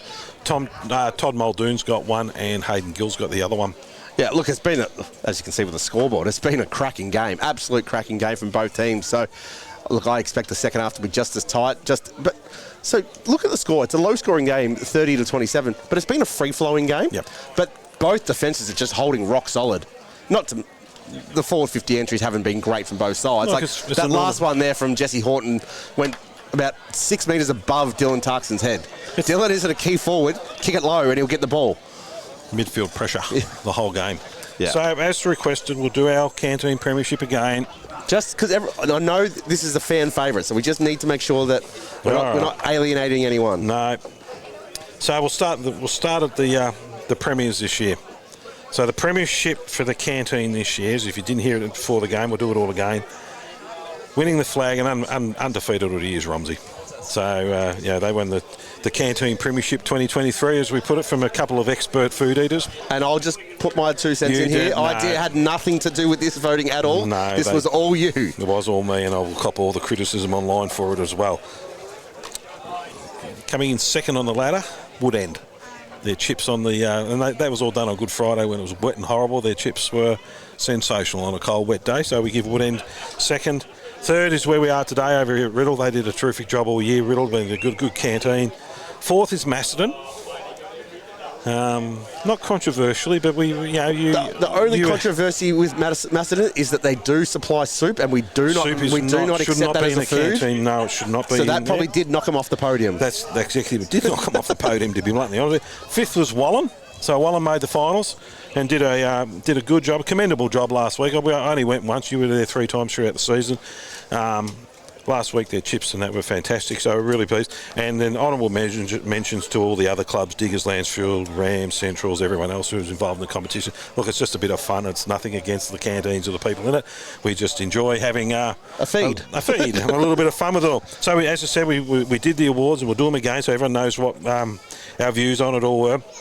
We went through every item in the canteens and awarded who did the best. And the best chips for the year were out there at Woodend. That could be controversial, but Woodend win the chips. Golden, thick chip, beautiful. On a freezing cold night covered in gravy, you love that. And look, the weather does help Woodend's chips, I'll be honest with you, it is normally cold and freezing. Best potato cakes, Romsey, no doubt. No, not even a question or an argument with that one. Best value chips and gravy is Wallan, $4.50 for a nice big box of chips and gravy. Fantastic. Best barbecue, we gave it to Riddell. They do a good, and they all do some cracking barbecues, but the Riddell barbecue is just consistent and it's good every year. Best burger, well, we've gone for the Borough burger over at Diggers. So the boys at Diggers do a fantastic hamburger at half-time or before the game, magnificent. Best coffee, well, it was always a bit dicey. We went with Wallan, and we said they drew with Lansfield. Generally, we didn't have a coffee, to be honest with you. It was just word of mouth, that one. Best novelty item in a canteen has to go to Lansfield with their Kransky rolls. There is nothing better. And if you had to go for a grand final food or a premiership food, that would probably be it. Their Kransky rolls, and to the Lansfield people, keep that up. That's a ripper. Most efficient canteen. In other words, the quickest to serve you, Romsey. Then you got dual cash registers or ATMs going at the same time. You can't go wrong there. Most improved canteen, we gave it to Lansfield. Started off a bit bumpy early in the year when some early days when it wasn't that flash, but they came good at the end with the Kransky rolls, and we are easily bribed, just to put that out there. So most determined canteen, or those who work under the most adverse conditions, would have to go to Diggers, working out of the caravan with no facilities there at all, and they did a mighty job with the best with what they had. So coaches' votes or coaches' award, you can give it to the Diggers crew. Best fried dim sims, Romsey without doubt. Not even an argument there. Their fried food over there is fantastic. Best steamed dim sim, we give it to Macedon, because generally it's freezing cold. We really appreciate the steamed dim sims and their soy sauce over there. Magnificent. And we did have a award for the best soup, but we decided we're going to give it to no one because it shouldn't be in any canteen in our view. So that's our canteen premiership for the year. We're not going to go ahead with any more. That's it for the year. We're done and dusted, and people can write online if they think I'm wrong or right and throw other values in there. But that's it for this year. The canteen review is dead and buried. And we're done. And that's it for us for the first half. We'll come back just before third quarter starts. Thanks, guys.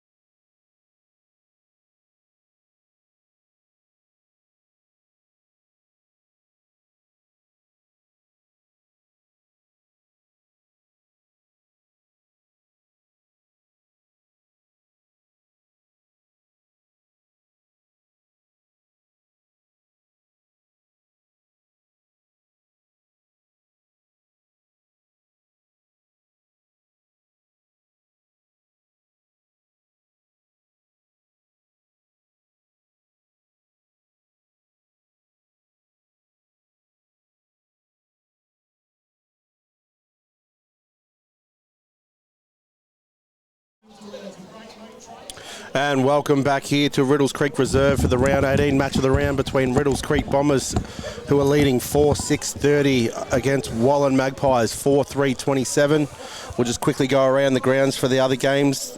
Melton Central's versus Diggers Rest. Melton Central's 3 straight 18, trailing Diggers Rest 4-9-33. Woodend Heskett versus Macedon. Woodend 7-5-47, leading Macedon 1-4-10. And Romsey versus Lansfield, tight game there. Romsey Park 3-7-25 to Lansfield 3-3-21. So really no surprises. Well, apart from the Romsey Lansfield game looks like a cracker. Yeah, the Macedon game's a bit of a surprise to me. Macedon need to win to maintain their spot in the finals, and to be getting done by 6 goals in the first half, it's not really the reaction I would have expected from Macedon. So I know we're playing finals at Woodend and Lansfield, but Romsey. Generally we play our final here. This ground is in absolutely magnificent condition. Yeah, I'm gobsmacked we're not playing one here. Yeah, we were at the women's grand final at Gilbert Gordon Oval in Woodend, and that is absolutely in magnificent condition. So I can understand. And what did they finish? They finished second on your canteen ladder. So that's the 1-2 get the finals. That makes sense to me. Oh, maybe that's where they chose them through the canteen ladder.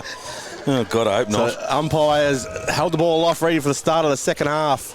Trent Steed's going to start in the ruck here. So a bit of a change up there. And he wins the first tap out down forward. Ball goes out. Lanyon is first back onto it, but turns the ball over to Shawnee Morris with a little 6-metre kick to Coroviani. Keeps playing on down the outer side wing. Ball comes inside, looking for Laley. Gets it on the bounce. Handball's back. Goes to Damien Corp, who's the late inclusion. Gill can't quite take the mark. Tommy Alchemade gets wrapped up immediately, and there'll be a ball up at centre half forward for Wallan. And a good start for the Magpies, just pushing it forward. Yeah, and look, Trent Steed in the rucks. That's he's got the huge athleticism. Yep. He's not as tall, but he's got the athleticism. Yeah, so the ball goes up. Gill wins the tap out down, uncontested. Taps it back. Shawnee Morris dives on top, but it's wrapped out there by Croft, who just... Got him high. Yeah, he's just wrapped up Josh Laley too high there. So Laley will go back just outside the centre square. He's been looking to feed that off too. So Laley's got the ball. He's about 60 metres out from goal. He's just going to put it up to the hot spot and hope for a marking contest. Gill's down there at his arm grab. Well crumbed and well roped. One way, then the other. But it's going to pile on top and we're going to get a ball up. Michael Backery's eyes lit up there. Thought he had the goal, but didn't have control of the ball first. He's about 25 metres out from the Wallan goal. How they set it up. Gill just taps it down. Backery just puts on his boot, pops it up. Going to need a good bounce, but it's bounced over his head. Opportunity here for down here through Langbourne on his left foot, and he kicks it on. Hang on, they're going to try and pay the goal here. No, the umpires come in and it's going to be a mark. It was a good effort by Langbourne to swing that back around. Comes out down here looking for Tommy Alchemade. Alchemade comes back into the middle. This is how Riddell get it out. Nice, short, patient kicks. Good hit up in the middle to Williamson. Williamson plays on, kicking down and looking in the wing here. Down here for Bovenza. Bovenza, I'll get it right one day. But as Wallan's got the numbers, and he's kicked it along the line, and it's out of... No, it's not out of bounds on the full. We're going to get thrown in, and our favourite umpire, he's going to throw it in. Now, right in the camera. Look, he's even looking into the camera too. He knows he's on. Give us a wave. He knows we're watching. So in comes Quirky. Big, shallow again. No one gets to it. Comes out the back. Alchemade gets the handball out, but he's crunched by Laley. Dylan Tarkson, he's wrapped up immediately by Shawnee Morris. Keeps his feet, though. Ball comes out via Jesse Horton with the one-handed bounce. Runs around Vianney, keeps going. Second bounce. Runs along the wing. Little short chip. And has found his teammate there. And there's Bazanko and them running crazily down there. Hayden Ross gets it across to Bazanko. He's still got runners if he wants. He's got Croft in the pocket. He's not going to go. He goes inboard to Sed. Overruns the ball. Callum Langbourne. He goes back to Hayden Ross. Hayden Ross on the left boot. Oh, misses to the left-hand side. Then they were 3 or 4 Bomber players running hard down here, and he ignored them all and went in the middle, which probably wasn't the best option. And for some reason, our scoreboard is showing it's only been running for 17 seconds this quarter rather than 3.5 minutes. No, we can't ever criticise them. It comes out now down to Vianney. Out wide. Magpies with a patient build-up. Centre wing. Comes back into the middle of the ground looking for Sean Morris. Kicks it out to the flank, looking for a mark down at Vianney again. Who's in front, puts it on his boot, just a flying shot for goal. And the ball bounces out of bounds. Right forward pocket for the Magpies. Riddell 4.7.31, leading Wallan 4.3.27. Bryce Williamson's going to bring the ball back in from the left back pocket. Out of bounds, full.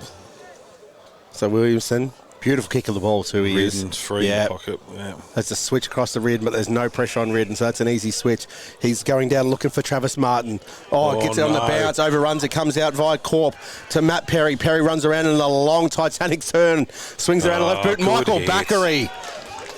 Good hit. Very, very smart football there by Perry. Just hit it to the hot spot. That wasn't where Backery was leading. He made Backery lead there. Yeah, you got to put it out and you got to make your forwards lead it. And that's what Backery did. Yeah, he was smarter than Backery there. He told him exactly where he had to run. Absolutely against the forwards code of conduct there, Matt Perry, and we'll have to have a little discussion after the game. But that's a shot for a true full forward. But no, good play. So Backery comes in, gets very close to the man on the mark, chips it up on his left foot. He's kicked it.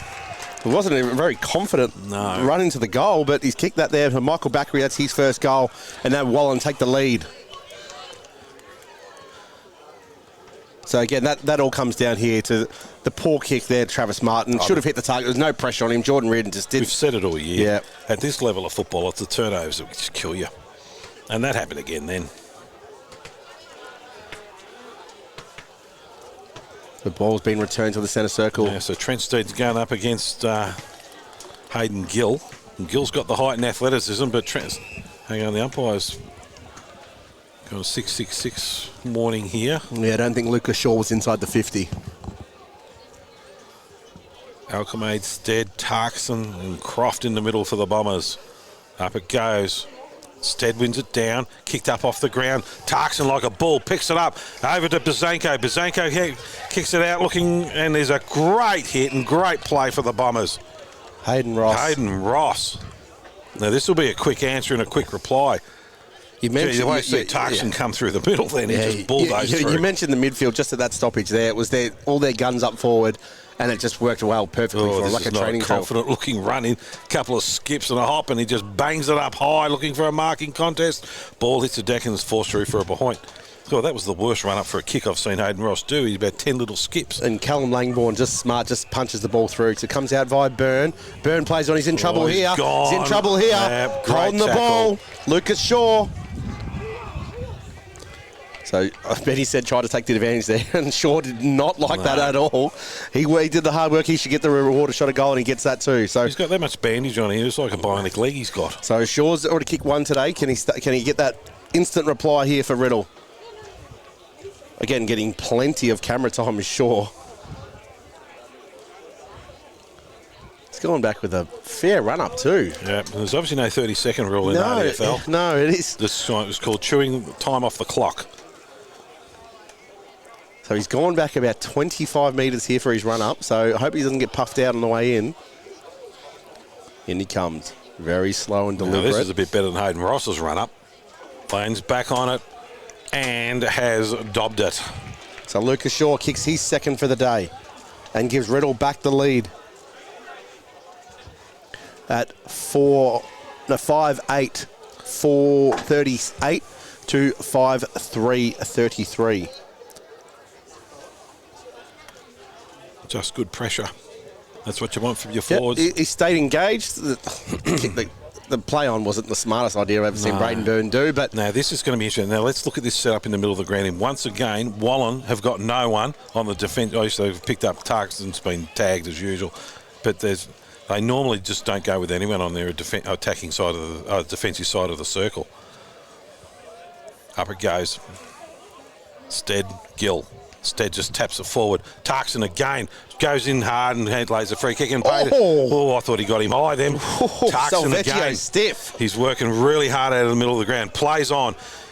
Try and hit up a target looking for Ross over the back. Ball hits the deck. Coming out down to Cox, who's going to see it forced out of bounds, and we're going to have a throw into the forward pocket for the Bombers. Tarkson's giving him all sorts of grief in the middle of that ground. Yeah, I thought it was a very fortunate free kick till Salveggio, but... Okay. In comes Sideshow Bob. It'll go high and short. They still standing 25 metres back and having to run forward. Tarkson knocks the ball back over his head. It's picked up by Sean Morris with the clearing left foot kick, but it's going to be in charge by Steed. Steed started his second half really well. It's given Gill all sorts of trouble. So Steed now assessing the options. So he's a key forward, so he knows where they want the ball. Plenty of magpies he just back in chips defence. it up right on Tarkson's head. Goes out the back. Ben said gives the handball out wide. Picked up by Cox. Cox on his left boot just jams it. It's going to bounce out of bounds right in front of the Riddell coach's box. Yeah, well, look here, if the camera can do it, if you go to the left of the screen, there's only one magpie in the forward half of the ground. The rest of them have all pushed up. Yeah, and we have not called Gill this quarter yet, and it's all been Trent Steed. So Sideshow Bob throws the ball in. Gill gets front position this time. Steed goes over the back with a beautiful tap out the back. Comes towards Michael Backery. Gets his way, gives a handball back to Gill. His ball's smothered. Knocked out by Corp. Fowler overruns the ball and goes back out of bounds, exactly where it was thrown in from. And it's good to see you got it Fowler, not Flower, like you've been calling it all day. I do apologise for incorrectly pronouncing someone's name. I am just a mere mortal. Oh, not what you tell us. Steed again against Gill. Ball goes short, and there's going to be a free kick picked out here, and it's going to go to... It's going to go to Riddell. The non-controlling umpire, too, has picked that out from the centre of the ground. It's going out to Tarkson, who's been really busy this quarter. There's no one down in the goal. There's absolutely no one down there for the Bombers. He's just going to boot it high, looking for Ross. Up it go, went far too early down there, was Ben said, and now Magpies are going to get a free kick. And Brendan like Cox. you said, Tarkson didn't have any options. No. It was 2-on-1. There was no one working down for him. Across the ground go the Magpies. Nice and patient. Oh, he was under enormous pressure then with Shawnee Morris, but he's taken the mark. Kicks out wide. Brody Gilchrist. Yeah, just being patient. Cox is free in the middle, and that's where he should probably go. He's going to go down the line, looking for a hit up, and they both spoiled each other. Picked up by Tarkson on his left foot, pops it out wide. Drop what he should have taken then was Lucas Shaw. Ball hits the deck, working hard down there is Gilchrist for the Magpies, and they're going to pop it out of bounds. No, it's not. Sitting out there to Langbourne. Hard pressure. The umpires picked a free kick, and it's going to the Bombers, and it's going to Williamson. Yeah, Brenton Cox just went in a little bit too rough. Braden Byrne has just given away a 50, has laid a ridiculous jumper punch right in front of the umpire, and it was right on camera as well. I'm not sure who the recipient was, but Tarkson's in there to let them all know that he's not going to cop that. And Cal Williamson runs into an open goal. So that's just ill discipline there from Wallan. That is a little bit uncharacteristic because all game they've been super disciplined. If they get sucked in here, and the umpire's going to pay a free kick in the middle of the ground, and I think it's going to Wallan. The push and shove is just continuing on and on and on, but I really want to know boys, you've got finals is next week. Yeah, and don't forget. Braden Byrne, I don't think is going to be there. No. Because that was just ridiculous. Umpires so we'll go to Wallan. Kick. So Gill in the middle of the ground as they still keep pushing and shoving. And this is how you open a game up. Whilst everyone else is fighting, you run out on the wing. Out it comes out down here down to Jordan Port. Port takes off. Kick it to the hot spot, looking for a marking contest. Tried to push out then as Sidham. Ball hits the deck. In the bottom, is just trying to roll himself over and milk a free kick, and the umpire's going to ball it up. Yeah, I don't think it was Brenton Cox who did the jumper punch, was it? No, Brady Byrne. Braden Byrne. He's right in front of us now, and I think he knows. Yeah, it's just the ball goes up. Tarkson trying to push through the pack. Somehow comes out the front of the stoppage with the ball. Free kick down ground. Yep. Shawnee Morris got him, but it was nothing dirty. Yeah, it'll go back to the stoppage at least. So that's going to give time for Wallan now to push back. There's three numbers out here on the wing. And that's Tarkson's going to go straight there. Looking for Wadden, the young fella. Went one-handed. That's silly again. Salveggio needs to go at the ball, not the man. They're just getting a little frustrated, the Magpies, at the moment, and it's time to settle down and start playing the footy again. Wadden should have went two-handed there, but Salveggio's attempt at a spoil was just ridiculous. So Wadden has it now on the right half-back flank. There's had plenty of time for Wallan to get back. They got the extra down here, the Bombers, if he kicks it down the line. Wadden does go right down the line. Steed from the back. Steed. Good contest. Ball comes at the back via Shaw. Shaw somehow gets the ball forward. Wrapped up immediately there is the Wallan play. It's just they're all stacked on top again. There's a little bit of pressure going up. The pressure meter has gone up a little bit here. And now it's on the right half forward flank.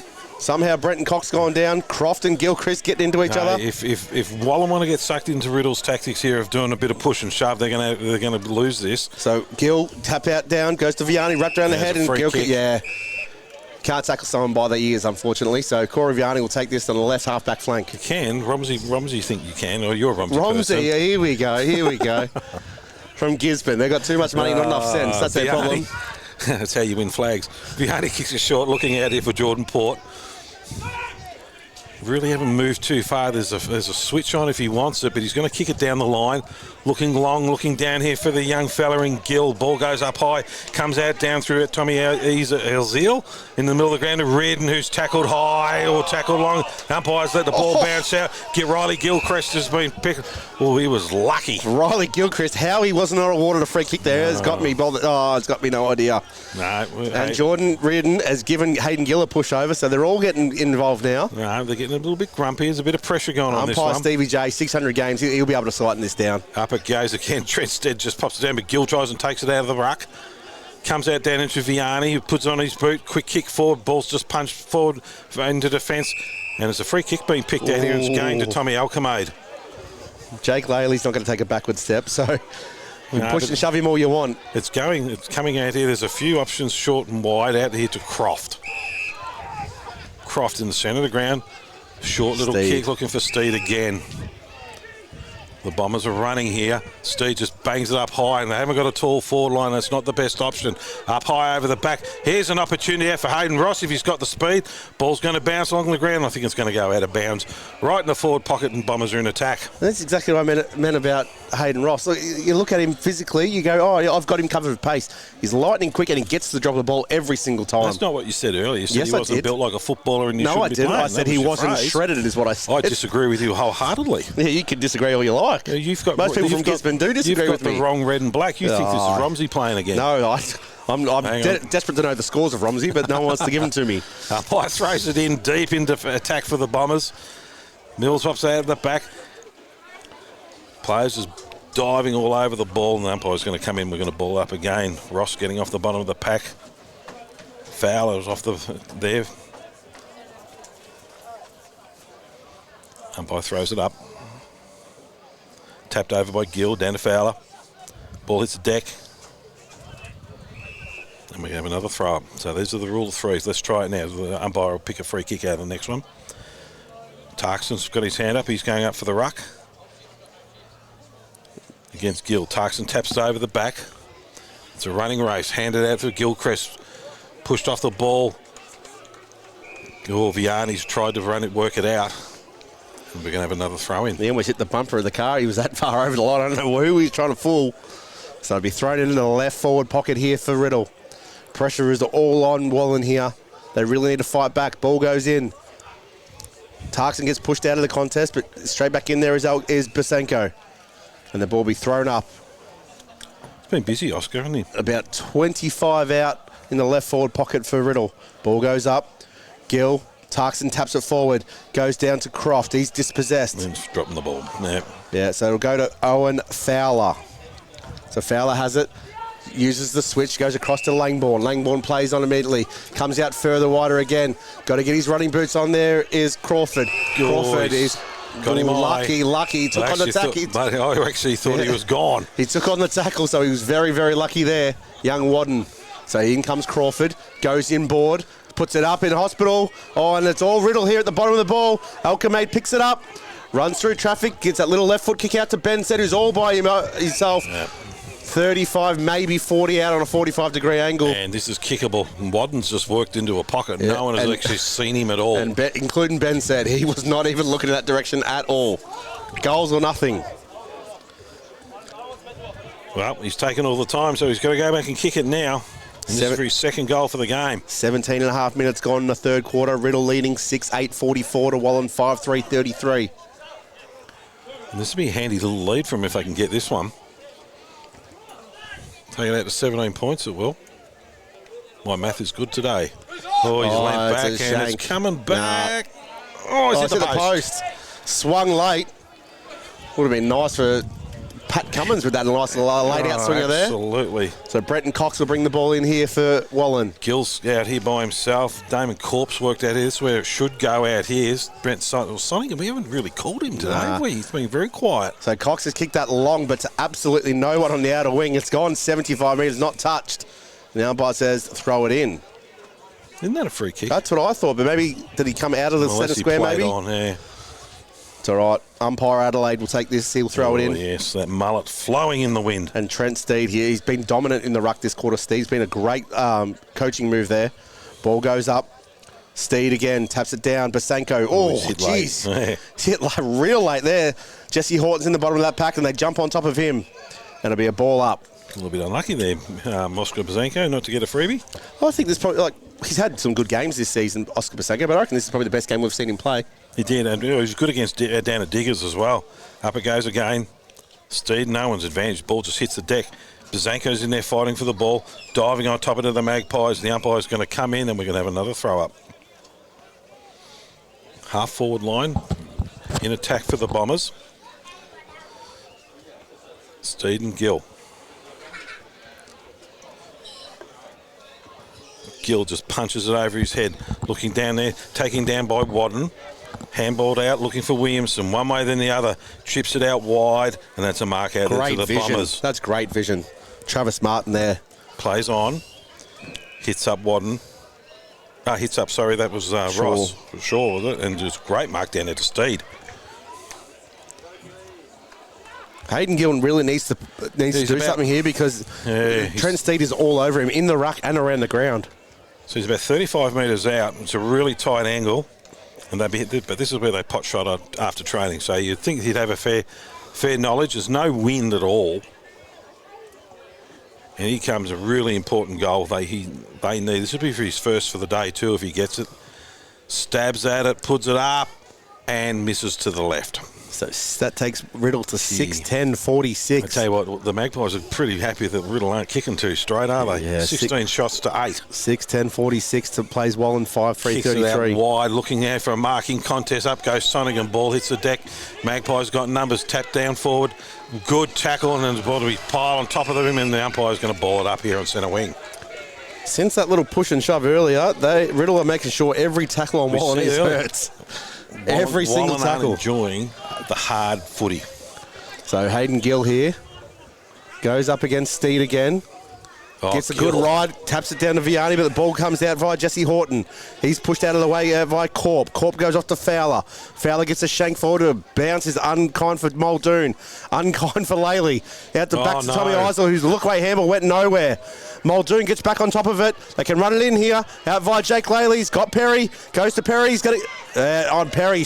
Kicks his third. So that look-away hand from Tommy Eisel, that caused all that havoc there. And that brings Wallan right back into this game. So the missed shot at the other end turns around to a 11-point turnaround. Just one little skill error. That's all it was. Yeah. So 21 and a half minutes gone.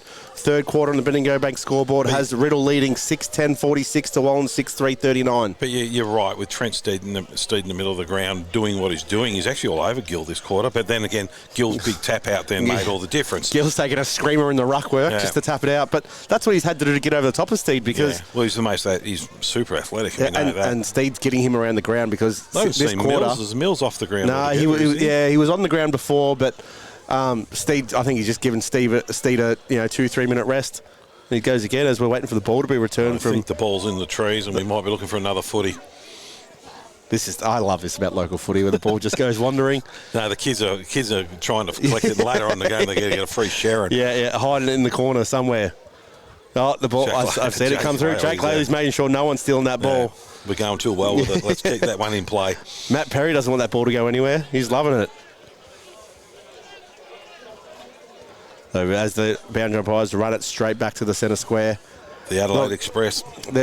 With 22 and a half minutes gone, there's been 4 goals scored this quarter. Maybe another 2 minutes, maybe I reckon, in this quarter left. So it's been a good quarter for the Bombers. These last 2 minutes are going to be super important for both teams' chances going into the last quarter. Look, they've both only kicked 2 goals each, so it's been a good quarter of footy. Up it goes again. Steed just taps it down. No one's advantage. Taken out of them by Gill. Gill does a nice little short kick, looking down for Jordan Port. Port just puts it up, looking for a marking contest. Up goes Sidham one-handed. Ball hits the deck, comes flying out down here to Vianney, and they're all piling on top of him. The umpire's going to ball it up deep into attack for the Magpies. I agree with Sidham there. I thought he was held in that marking contest, but umpire said no, play on. So Sidham's going to take the... No, Gill's going to take the ruck here. I thought Sidham was going to go up. Ball goes up. Gill takes it out of the ruck. Kicks forward. Spoiled from Reardon. Back down in front. Overrun the ball with Sean Morris. Managed to get back on top. Gets the handball over. Goes out towards Port, who's wrapped up. Gone. And the umpire says, mate, you had your chance. And he's kicked the ball away as well. They're going to take 50. He is. Umpire Stevie J, he's too smart for that, mate. Yeah, no, that was... He's not going to fall for that. Whilst they had it so deep in attack, that was a silly thing to do. Yeah, and now at least the only positive is they get time to get back, so... Nathan Croft is in absolutely no hurry to bring this ball up. I tell you what, that is the most generous 50 in Riddell District Football League history. It's right into the middle of the ground. Have a look. Yeah, and Croft is still not in a hurry to give the ball back. Croft is thinking, I don't run this far in pre-season training. So Nathan Croft will have it just inside the centre square. He doesn't even know where the mark is. No. So Croft just chips it over, looking for Sed. Hits him on the chest. No, it's Lucas Shaw. These red boots and tattoos, they're all... The knee brace gives him away. Lucas Shaw sends his ball inside forward 50, looking for Tarkson. Good Tarkson, grab. Strong hands in front. That is what you call a contested mark. And he chips it over and has found... Is it Boviza or Matty said? Good mark, good play, Dylan Tarkson. That is what you call a contested mark. Oh, Matty, you got to go around behind the mark, mate. You can't cheat that bad. So this will be the perfect ending to the quarter here for Riddell. Absolutely would be. This would be almost on the siren by the time it goes through, I'd say. In comes Sed on the runway. Runs at the point post, and that's exactly where he kicked it. Kicked it in the exact position he ran. So that takes Riddell to 6-11-47, leading Wallan 6-3-39. Oh, Wallan. The Bombers are just kicking this away. Oh, a big running barrel. That's what we like to see. Sidham. Ball comes down. Oh, good play. Wrapped up his Boviza with a backwards tackle from Port there. Right on centre wing. That was a monster from Langbourne. He just laid into that, didn't he? Umpires. Right on centre wing here. Could only be seconds left in the quarter. Up it goes. Gill punches it forward. That's what you need to do. Sidham tries to get it, but he's been well wrapped up. Gill hands it off to him. Kicks it long, looking for a mark. And that's a good mark down there to Tommy Eisel. Kicks it out wide. Looking down here for Reardon. Oh, Matty said, ball hits the deck. Gill tapped the underground smarty handball, and it's worked out really well for Michael Backery, who pops it up high, but it's a poor entry into the forward line, and Ben Sonigan's there for the Bombers.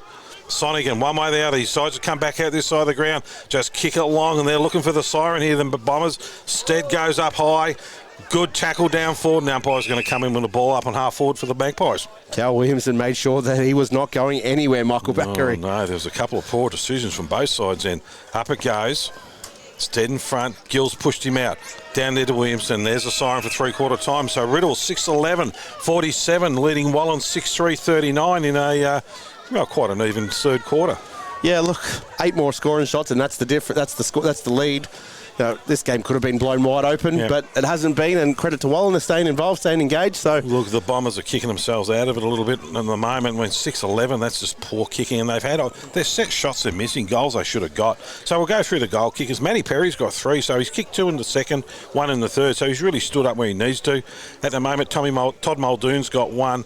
Michael Backery's got 1, and Hayden Gill's got 1 for the Magpies. Over to the Bombers. Ben Sed's got 1.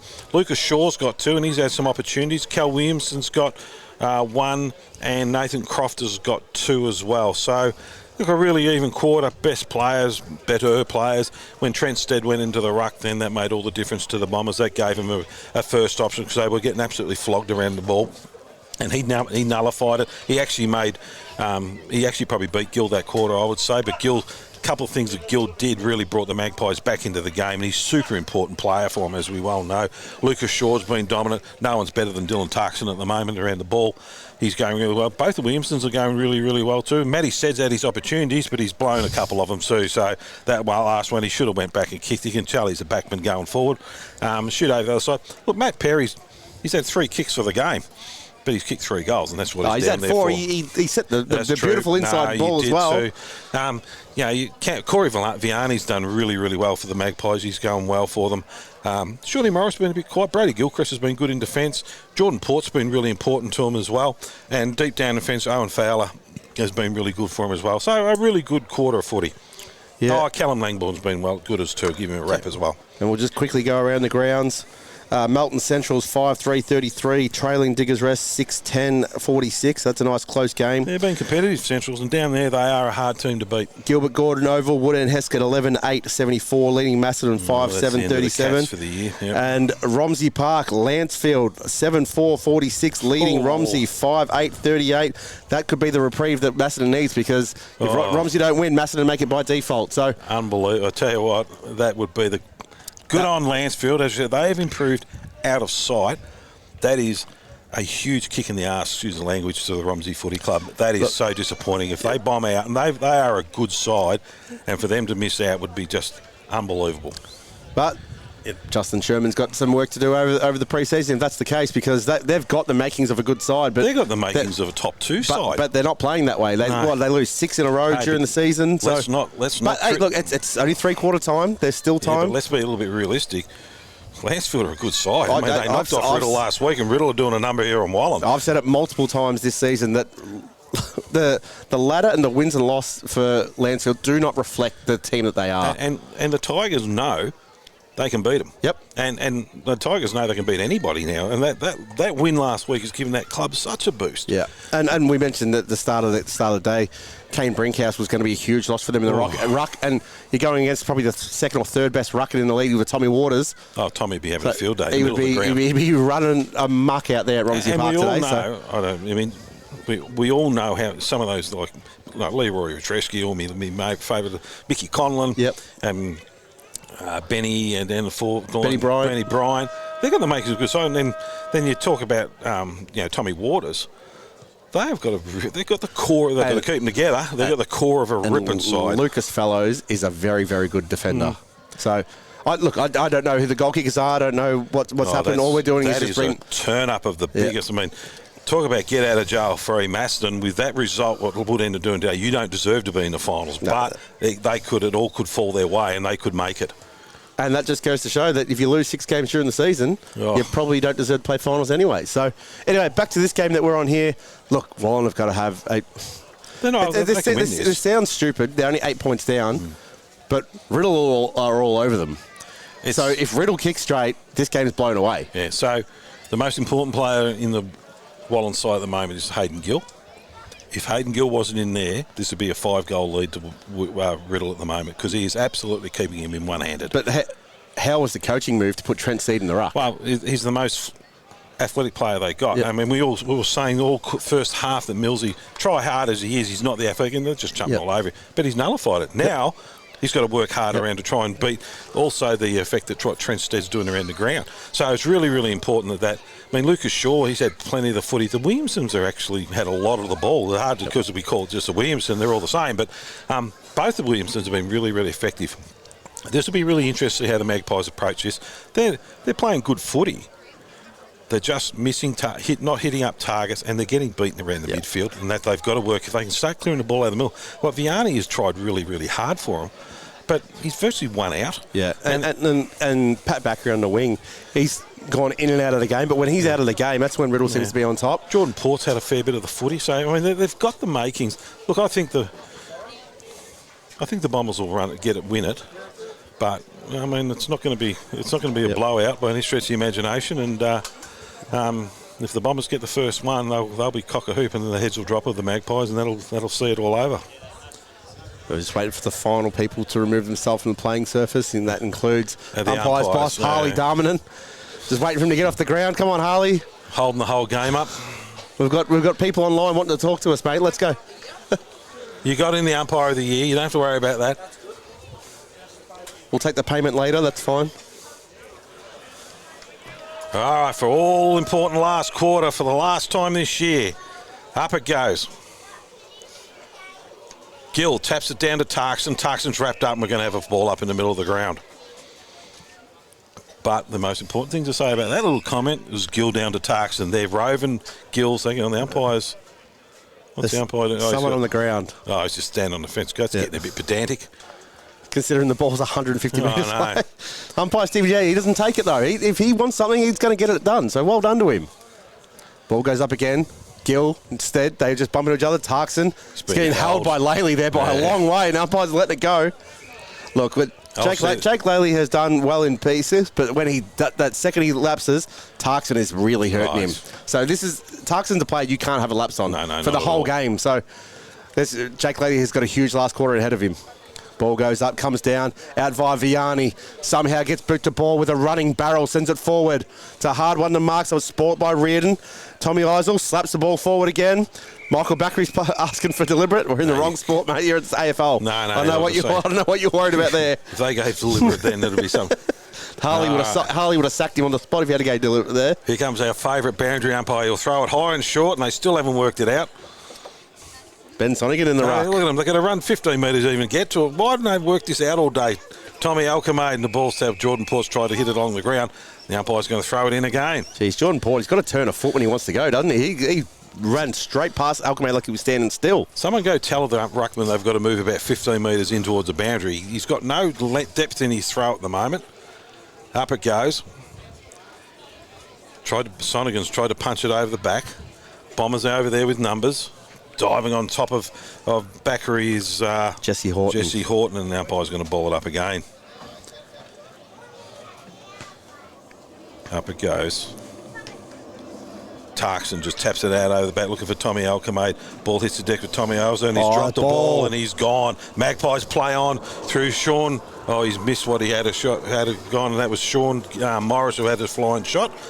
And they've missed it as well. So no one's got their kicking boots on. So it's Riddell 6-11-47, leading Wallan 6-4-40, 7-point ball game.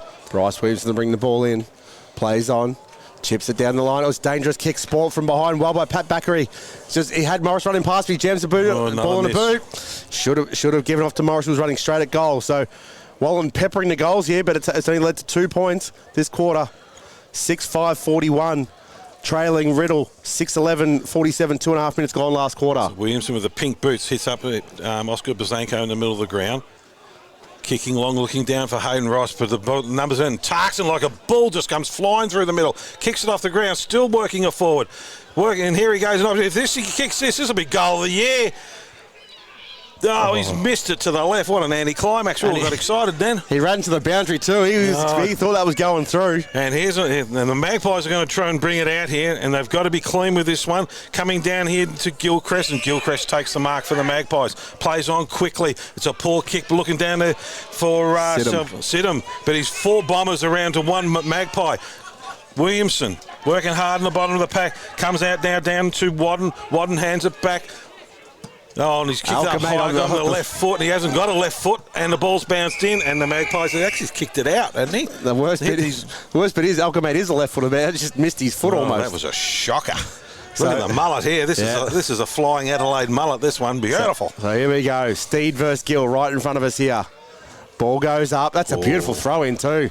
Steed jumps early, but Gill gets the tap out down to Gilchrist. Handball's out the back. Handball's out wide again to Sean Morris. Tarkson just knocks him over the ground. And lets him know all about it. Reckons that Morris went down a bit soft there, does Tarkson? Jake Laley's had his hands full today. The only reason Jake Laley's bumping him is because he can't keep him up on the when they're in motion. Blow the siren. I want to get out of here. So here we go. Boundary umpire throws it in again. Gives it a good hoik. Against Steed, they're holding the man. Gee, they nearly just throw that back in again. When you went to the right by a mile, no height in that. Gill. Gill will have to free kick at half back. He's got options forward, doesn't want the short ones. Can go across in the midfield if he wants. He was leading for it, but goes long. Sonigan's got his name written all over it. Oh, it's called out of it well by Steve, so he's just kicked it to his teammate. Off to Jesse Horton. The handball was terrible, went up in the air. Michael Backery swings out of trouble. Port, free kick, throw. This is played a throw. Wow. I don't agree with that one. Sloss kicks it out wide. Looking out here for Ross. Ross handballs out wide. They're running now, the Bombers.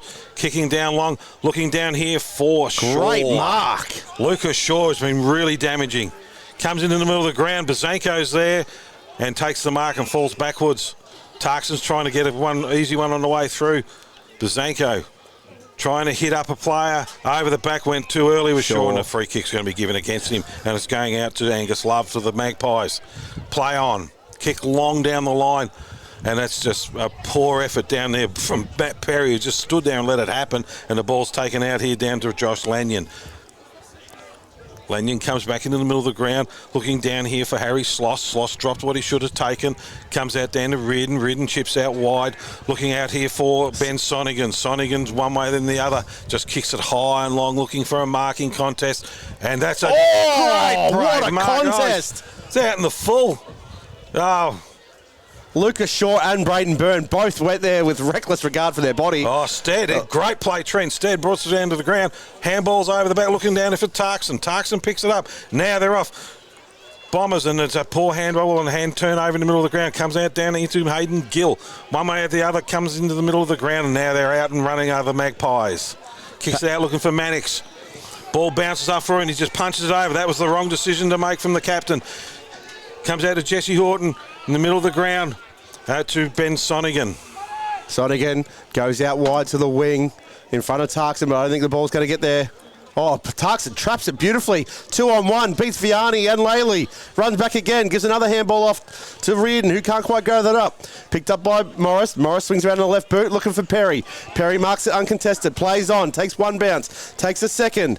Goes on that left boot, inside. Doesn't hit the target there for Muldoon. Muldoon gives a handball off to Gill. Gill, flying shot at goal. He snapped it up and kicked the wrong side of the ball. Ball's gone down. They both went. Michael Backery gets back on. Wrapped up. Gill's trying to clean up his mess. Gives the handball over. Misses Port. Out comes via Eisel. Finds Ross. Hayden Ross. Plays on. Takes a bounce. Goes out to the outside wing. And Tarkson's floating around there too. It's got Alchemade. Alchemade chips it up looking for Ben Said. Brenton Cox goes back with the flight. Comes out the back. This is George. Can George get it? No. Cox, Fowler. Fowler taken high, surely. No, that's clumsy. He's a little bit sore from that one. Yeah, clumsy there by Bobazar. Nothing dirty in it, but just a little bit clumsy. Yeah, head was over the ball. Got to be very, very careful when you have a football like that. So Owen Fowler gets up. And it's not bad because it just slows it down because the Bombers are off and running. Fowler just bangs it up high, looking for a marking contest. Up goes Sidham. Ball hits the deck. Said down there, taken out here down by Matty Said. Ball hits the deck, coming out to Bazanko. Bazanko's short, and that's a good hit. Hayden Ross. And Bazanko's on here. Gets it back. Back to Bazanko. It's cold play on. Fowler, great tackle. Yeah. Oh, this. No. No, they're trying to go back. Fowler. We got it right this time. Comes out wide. Brody Gilchrist sends it out down the outer wing. Here it is, Crawford versus, is it Horton? Yes, Crawford and Horton. Boundary line wins. Well, I bet you the Bombers would like to have that back again. Just one over-possessing the footy in the forward line. They should have went back and had a shot. Still 7 points in it. And probably about 15, 16 minutes to go. There's still plenty of time. I should say still 7 points. Only 7 points. It's quite gettable. So it's umpire sideshow. Gives it a big hoik straight up in the air. It's a short one. Sidham's in front. Taps the ball down. Taken by Horton. Gives the handball out forward of the pack. Snapped around the body by Vianney. Ball bounces dangerously. Bryce Williamson able to trap it. Wrapped up by Jake Laley, who's finally away from Dylan Tarkson. Thank God, he says. Jake Laley. There's no need for that sort of business. Come on. Callum Williamson comes in and lets him know all about it. Just be careful, boys. We've got a final next week.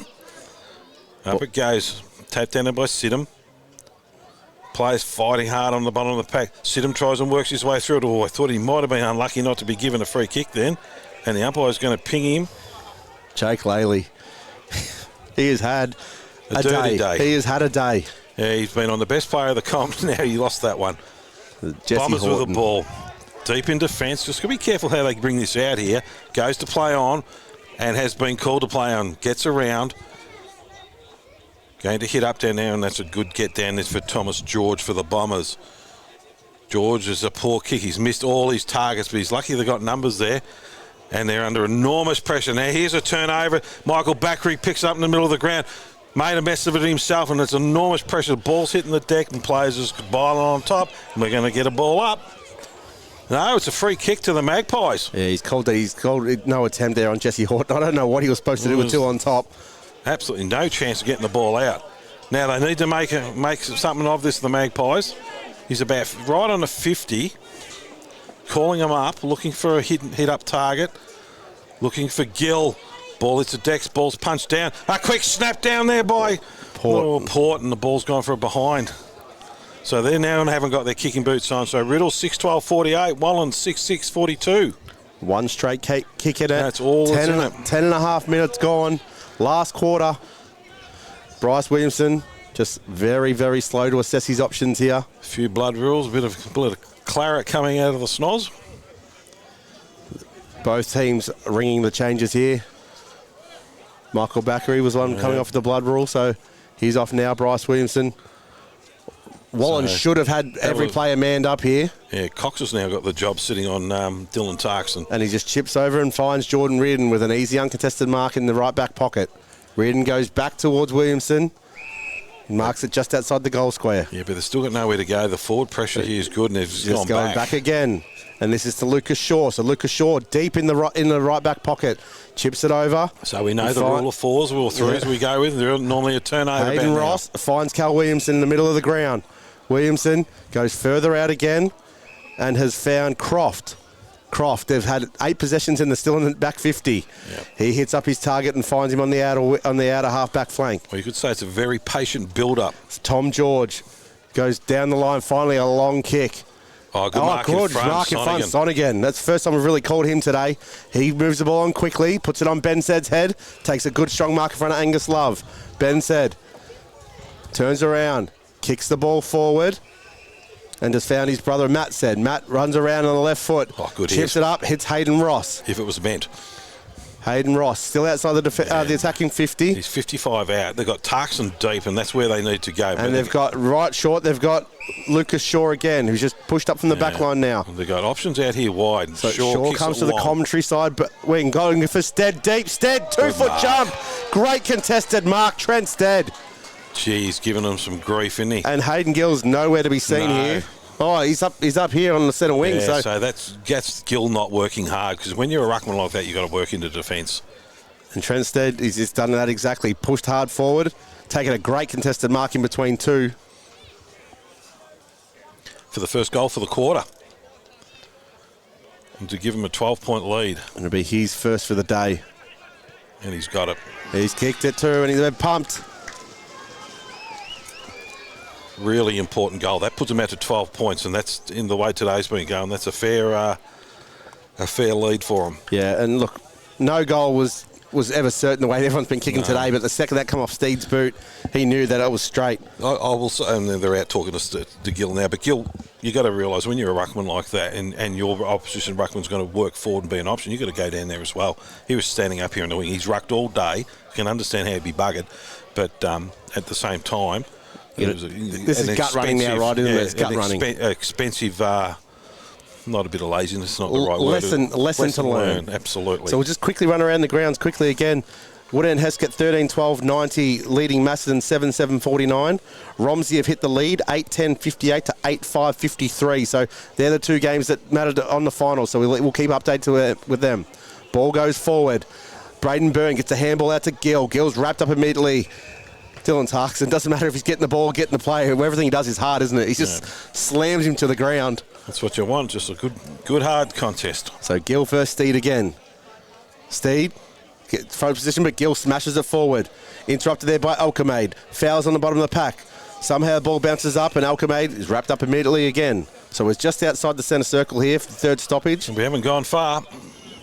Umpire Stevie J. Up he goes again. His arm must be getting sore. Gill jumps. Ball comes down behind him.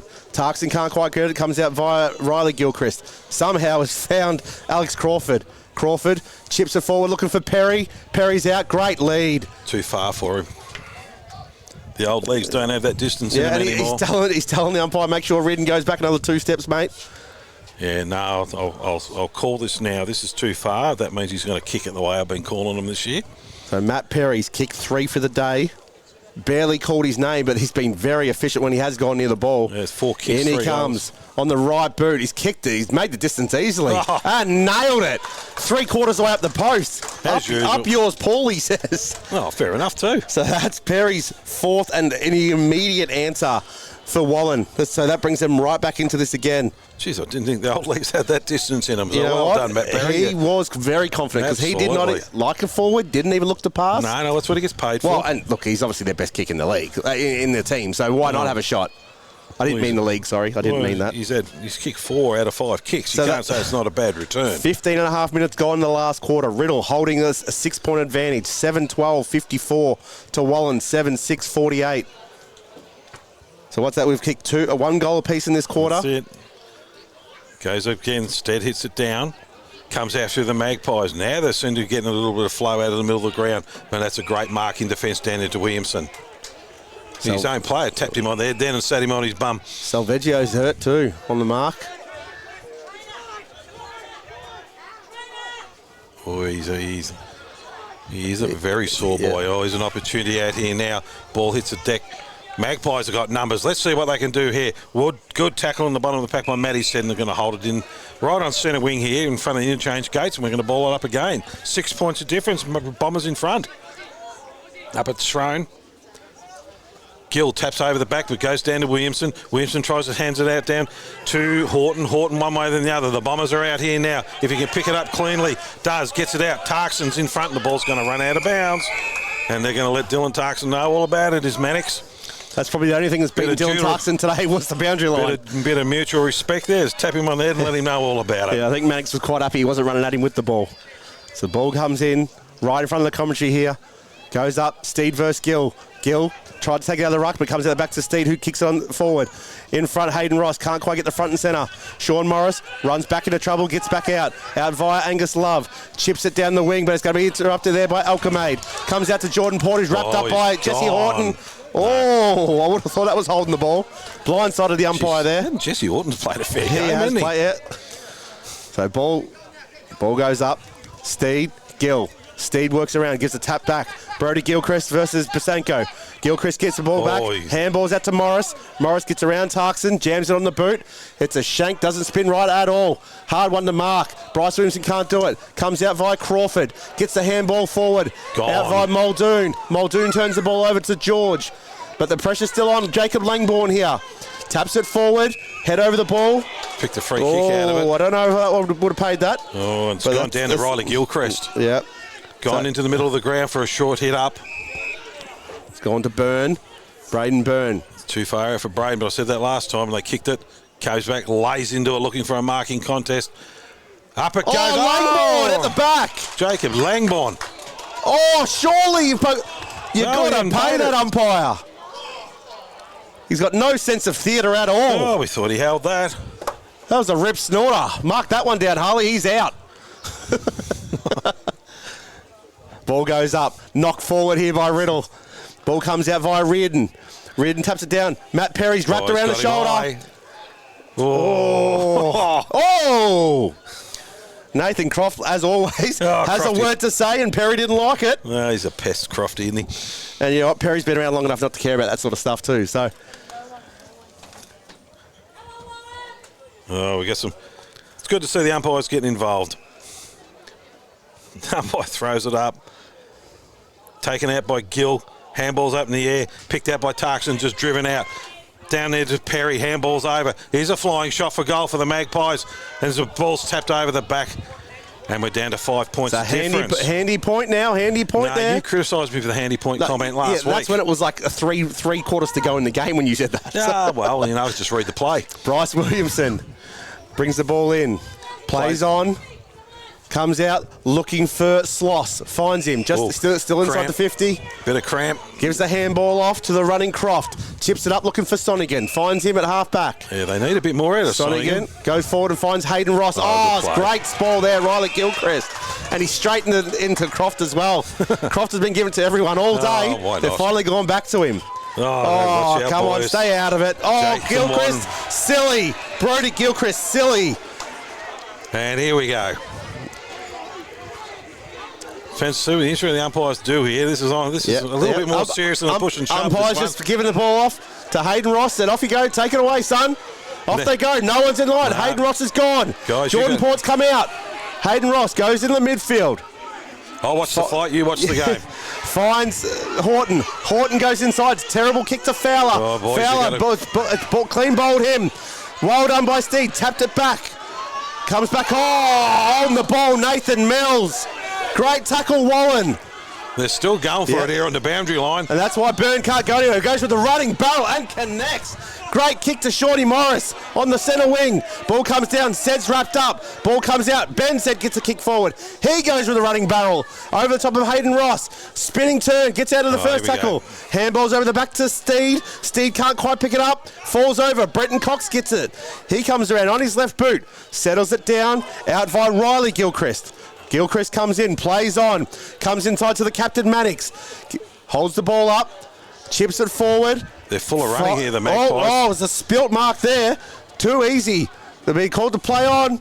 Basenko gets the ball forward, but it comes back via Pat Bakary. Short chip, goes about 6 metres to Muldoon. Muldoon has a flying shot. Oh, he's missed. So this action-packed 7-8, 50. Wallan. A minute left. Trailing Riddell, 7-12, 55. The Bombers have just got to hang on here. 21 and a half minutes gone. Matty said deep in defence for the Bombers. They just got to hold this up because the Magpies are full of running here at the moment. And now Wallan have to man up. They can't play the zone now. Yeah, kicks it down long, looking down there for Sonic, and the ball hits the deck. Bombers with numbers. The umpire's just going to come in. We're just going to get a ball up, I think. Or what's the umpire? No, they're looking at each other. Nothing happening. And the umpire's going to throw it up. There could only be seconds left in this. Up it goes. Stead versus hit down by the Bombers. Stead's tackled. Williamson's in there. Down there is for Port. Out he comes. And it's a good hit up down there to the Shawnee Morris. The outside of the boot. This could be a kick after the siren, this. He's played on, Morris. Gone long looking for it. He's missed everything. Missed everything. So it gives the Bombers a little bit of breathing room, a little bit of... Wallan have to have a man now. So we played 22 and a half minutes in this quarter. Williamson takes the mark for the Bombers in defence. Just holding it up, trying to slow it down. Umpire's call play on. Williamson to Tarkson, Mr. Reliable. Just outside the 50 for the Bombers. Just trying to chew some time up on the clock. Drives it long down the wing. Looking down there for Sed. Ball hits the deck and goes out of bounds, and it's out on the full. It's a free kick to the Magpies, and they've got to be quick here. Be brought in by Langbourne. Oh, no, umpire says get back over the mark, son. Get back over the mark. Gives the chances. Tell in the middle Langbourne. of the ground, Brady Kilcrest is in the middle of the ground. They've ignored him. He's tried to do a torp. Balls have gone down, and that's a great defensive mark. Basenko. Oscar Basenko. He's had a great game today, Basenko.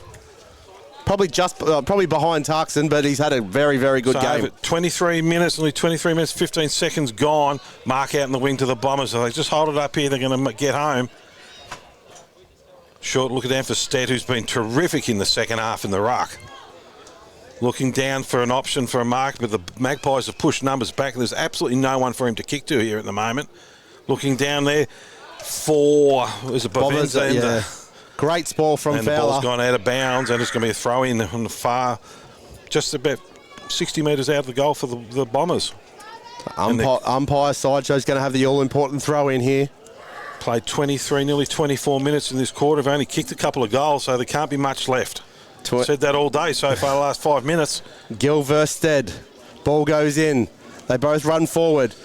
Taps out, nullify each other, but Gill tries to follow up. Ball's in front. Port can't quite gather, spits out forward. Cox has the ball, handballs it forward, just trying to gain territory. Goes to Muldoon. Todd Muldoon runs through traffic, comes in board. It's a shank off the side of the boot here. Oh, great mark in front there. And no, he's gone back the other way. Oh, he's played 50. Yes. Oh, my God. Oh, dear. Now that makes it interesting for a kick after the siren. We don't even have a number 30, so I don't know who this is. No, we don't either. Hang on. Is that Michael? Oh, Michael Bakary. That's who it is. Oh, he's changed his jumper. So Bakary to put the Magpies in front and potentially win it for him. Bakary's kicked the second most goals for Wallan this season. And this could be after the siren. This is nearly 25 minutes gone. In comes Bakary. Lays back, kicks it. And they're up and about the Wallan supporters as you hear that huge roar. Michael Bakary. And that's a siren's gone. Siren's gone. Oh, dear. Wallan come back to steal it on the siren. 8-56. Winning. Triumphant. over Riddell, 7-12-54. Well, aren't we in for What a a game. series? What a game. Michael Backery, look, I don't know what the 50 was for, but he was cool. The Riddell boys over there having a conversation. There's nothing to be gained out of that, Millsy. Just let him go. It was there, and he grabbed him by the ankle. Was cool and calm under the pressure too. Oh, Magpies, they pinched it at the end. And we'll quickly just run around the grounds because there's two more games that affect the finals. Woodend Heskett, 14-15-99. Against a disappointing Macedon, 2-7-19. Not good. And Romsey have kicked away in the last quarter, 10-10-70 to 8-6-54. Both scores are not. Game is not over for what we know. You could pretty much say so it looks like Romsey have snuck into the finals. Yep. And Macedon, come on, that's not good enough to make finals. No, the end. And at the end of the day, they got their right way by missing out. We'll bring it back to this game. Look, Riddell, they had the firepower all day. They were all over them physically. Yeah. They were intimidating. Croft was in everyone's face. Last second, the last kick of the game, Michael Backery. I've actually got chills. I don't back for either of these two teams. I've got goosebumps. That's God, you're easily pleased. It's just I love football, and I love that close finish like that to go back. He had no qualms at all about taking that kick. He kicked 2 goals for the day, Backery. So, look, we'll go through the goal kickers for him so everyone knows. Matty Perry kicked. He had 5 kicks and kicked 4 goals. So he kicked 2 in the second. He got 1 in the third and 1 in the last. So, and they're really good. And the 1 in the last, you said he had no chance of. But I tipped 3 quarters, and they got done. Everything I say, like back and horses, the opposite happens. Toddy Muldoon got 1. Michael Backery 2. 1 in the third, and that match-winning 1 in the last. There at the end, Hayden Gill got 1. Shoot over to the Bombers. Benny Said got 1. Trent Stead got 1. Lucas Shaw with 2. Callum Williamson with 1. And Nathan Croft with 2. So they're the Bombers. Best players. Yeah, I'm just going to say, let's give you 5, 4, 3, 2, 1. I'll start with the 1. For me, it was Brodie Gilchrist off the half-back line. He was little dicey under pressure sometimes, but he was always there when they needed someone. So that's my 1. 2, I went to Callum Langbourne for across defence, strong overhead, took a great contest. 3, now, even though Wallan's won, my 5, 4 and 3 all go to Riddell players. Yep. So 3, just how much he swung the game in momentum with Trent Stead in the second half. 4 was Oscar Pasanko. 5 went to Dylan Tarkson. Yeah, no, I don't agree with it. Probably Jesse Horton maybe could have snuck in there, but as you said, and you shoot over the other side of the fence, you know, when the game, Vianney stood up a little bit in the last quarter, certainly the defenders, poor old Jake Laley, he would have a day he wants to forget sitting on Dylan Tarkson all day. Backery was good for them. Hayden Gill, look, he made a terrible mistake where he didn't push down into defence and let Trent Stead kick a goal. It wasn't a terrible mistake, he just didn't work hard enough. Look, there's a lot to like about him. Jordan Port, I thought, did really well for them all. Sidham tried really hard. Their big guns didn't really fire. Shawnee Morris didn't do a lot, but he did come good in that last quarter when they needed him. Michael Mannix didn't do a lot either. Fowler was good. Gilchrist was good. Perry with 4 goals, you have to say he did his job. 5 kicks, 4 goals. That's your full forward. That's what you paid to. And his 5th kick set up Michael Backery's first goal. And you shoot over to the other side here. Benny Sonigan, he had a very quiet game. Benny, we haven't seen him do that for a little while. Benny Seb was good. And they had their opportunities out through, Matt said too. He played a good game for him and he had his opportunities. So next week, let's have a look at the final scenario. So where we'll be next week and who will probably be playing as per the score sheets here at the moment. So we'll go to next Saturday we have the first qualifying final, which would be between. Is it Riddell and Wallan again? I was going to say Riddell and Wallan again because Diggers have the week off, don't they? Yep. And the elimination will be Romsey and Woodend. Yep. At Gilbert Gordon Oval. So that's a home qualifying final there for Woodend. And look, the ground's in magnificent condition. Everything about that area is fantastic. Well, looks like Woodend are going today. They've picked up a little bit of form. But how close is this? When you think about last week, we had a really close one between Woodend and Wallan. Wallan's a form side at the moment, you've got to say that. Yep. Riddell, Wallan, 2 points in it. There's nothing between these top 3 or 4 sides.